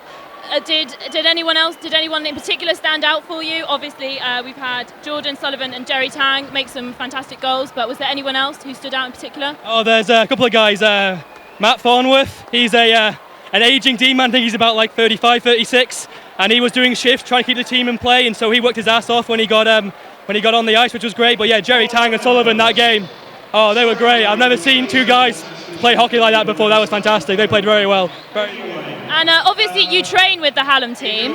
How's that going up against them in a competition like this? It can be fun. Like a few months before the game starts, there's a little bit of teasing in the changing room and a few offensive fights and things like that. On the ice, we forget it. We're just enemies. But right now, we're back to teammates in 20 minutes. So I mean, no harm, no foul. But it's a lot of fun. So how does this rate in your year as captain? Oh, amazing, incredible, yeah. I mean, like I said, I thought it was going to be a bit of a blowout. You know, we were massive underdogs, and to see my team just fight away for 60 minutes, I'm very proud of my team. That's all I can say. I'm very, very proud of my team. I think everyone here is very proud of your team as well, and I think everyone who's played in Varsity. So obviously not the score you would have wanted, but a fantastic score overall today for Varsity. Absolutely. You know, the fans are amazing. You know, I know that we've lost every game so far, so them to come out and pack the stadium year after year after year and support us, they have no idea how much they help us. And to all the Varsity teams that win, you know, great job, guys. We couldn't do it, but thank you for you. No, yeah, you put the points on the board. That was good of you. Thank you very much, and enjoy celebrating. It was lovely to meet you.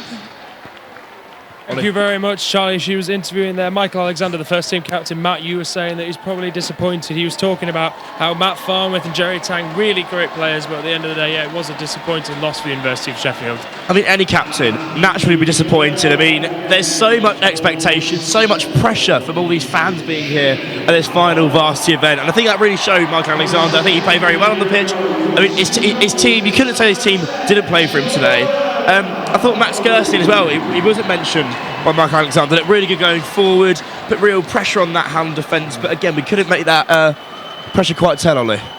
No, we couldn't quite do it, but it was so close. I keep on saying this. We almost had it. We almost got a draw. There was a big scrap on the goal line in the last couple of moments by Sheffield University, but we went for it. And at the end of the day, I think both set of players can be happy, especially the University of Sheffield. it's a very respectable performance, and there were some really excellent performances throughout. But at the end of the day, Hallam had a bit more quality in front of goal, and they were just more clinical in the end. I think their final goal showed that. I mean, that was sort of a cut above anything we've seen so far from Hallam. Again, intricate build-up playing that final third, and when it came down to it, under a lot of pressure, 8,000 people here watching, slammed it in the top corner. Exactly, it's our final event, the ice hockey ones. It was won by Sheffield University 4-3, which takes the points total to 42 points for the University of Sheffield, 35 for Sheffield University, meaning that Flick Wilbraham, our Sheffield Students' Union sports officer, will be going out onto that ice behind us very soon with Steve Cox, who's the club sport manager at Sport Sheffield, and Greg Unwin, who's the student sport manager so at happy, Sport Sheffield. And there it is, it's the moment. We have won Varsity, 4th time in a row. What an achievement. What an achievement. It's really great to see. There's so much work that goes in from everyone in the clubs and Sport Sheffield themselves. As I said, Steve and Greg there from Sport Sheffield. Thoroughly deserved. It's a really, really great sight to see. Flick Wilbraham there with her ice hockey jersey that is traditionally given to the sports Slightly officer. drowning her there, Luke, fair to say. Yes, it's very true. But that was the moment where the trophy was lifted, and it didn't disappoint, did it? It really, really didn't. I mean, it's my second year at the University of Sheffield, my second year watching the ice hockey. I mean, what a spectacle, what a momentous occasion. We didn't win tonight, but you know, Luke, I said earlier on air, we're closing the gap year on year, and I think today, it could have gone either way. 10 minutes ago, 3-0, really could have gone either way. Desperately disappointed, but a fantastic Varsity meet nonetheless. Completely, and obviously commiserations to Sheffield University. We're seeing now sports committee lifting Flick up on the middle of the ice. It is really an amazingly jubilant mood down there. And yeah, like I said, commiserations to Hallam, but you cannot fault the University of Sheffield. 42-35. I think it's worth saying right now also that the Sheffield University players are going round the ring, thanking all the fans, which is really good to see. All supporters have really cheered them on tonight and really backed them into such good performance. And there you go. If you look on the TV now, you will see the front page of Forge Press tomorrow. Very, very good point. If you can't hear in the background, we have "We Are the Champions." Obviously, what else would it be?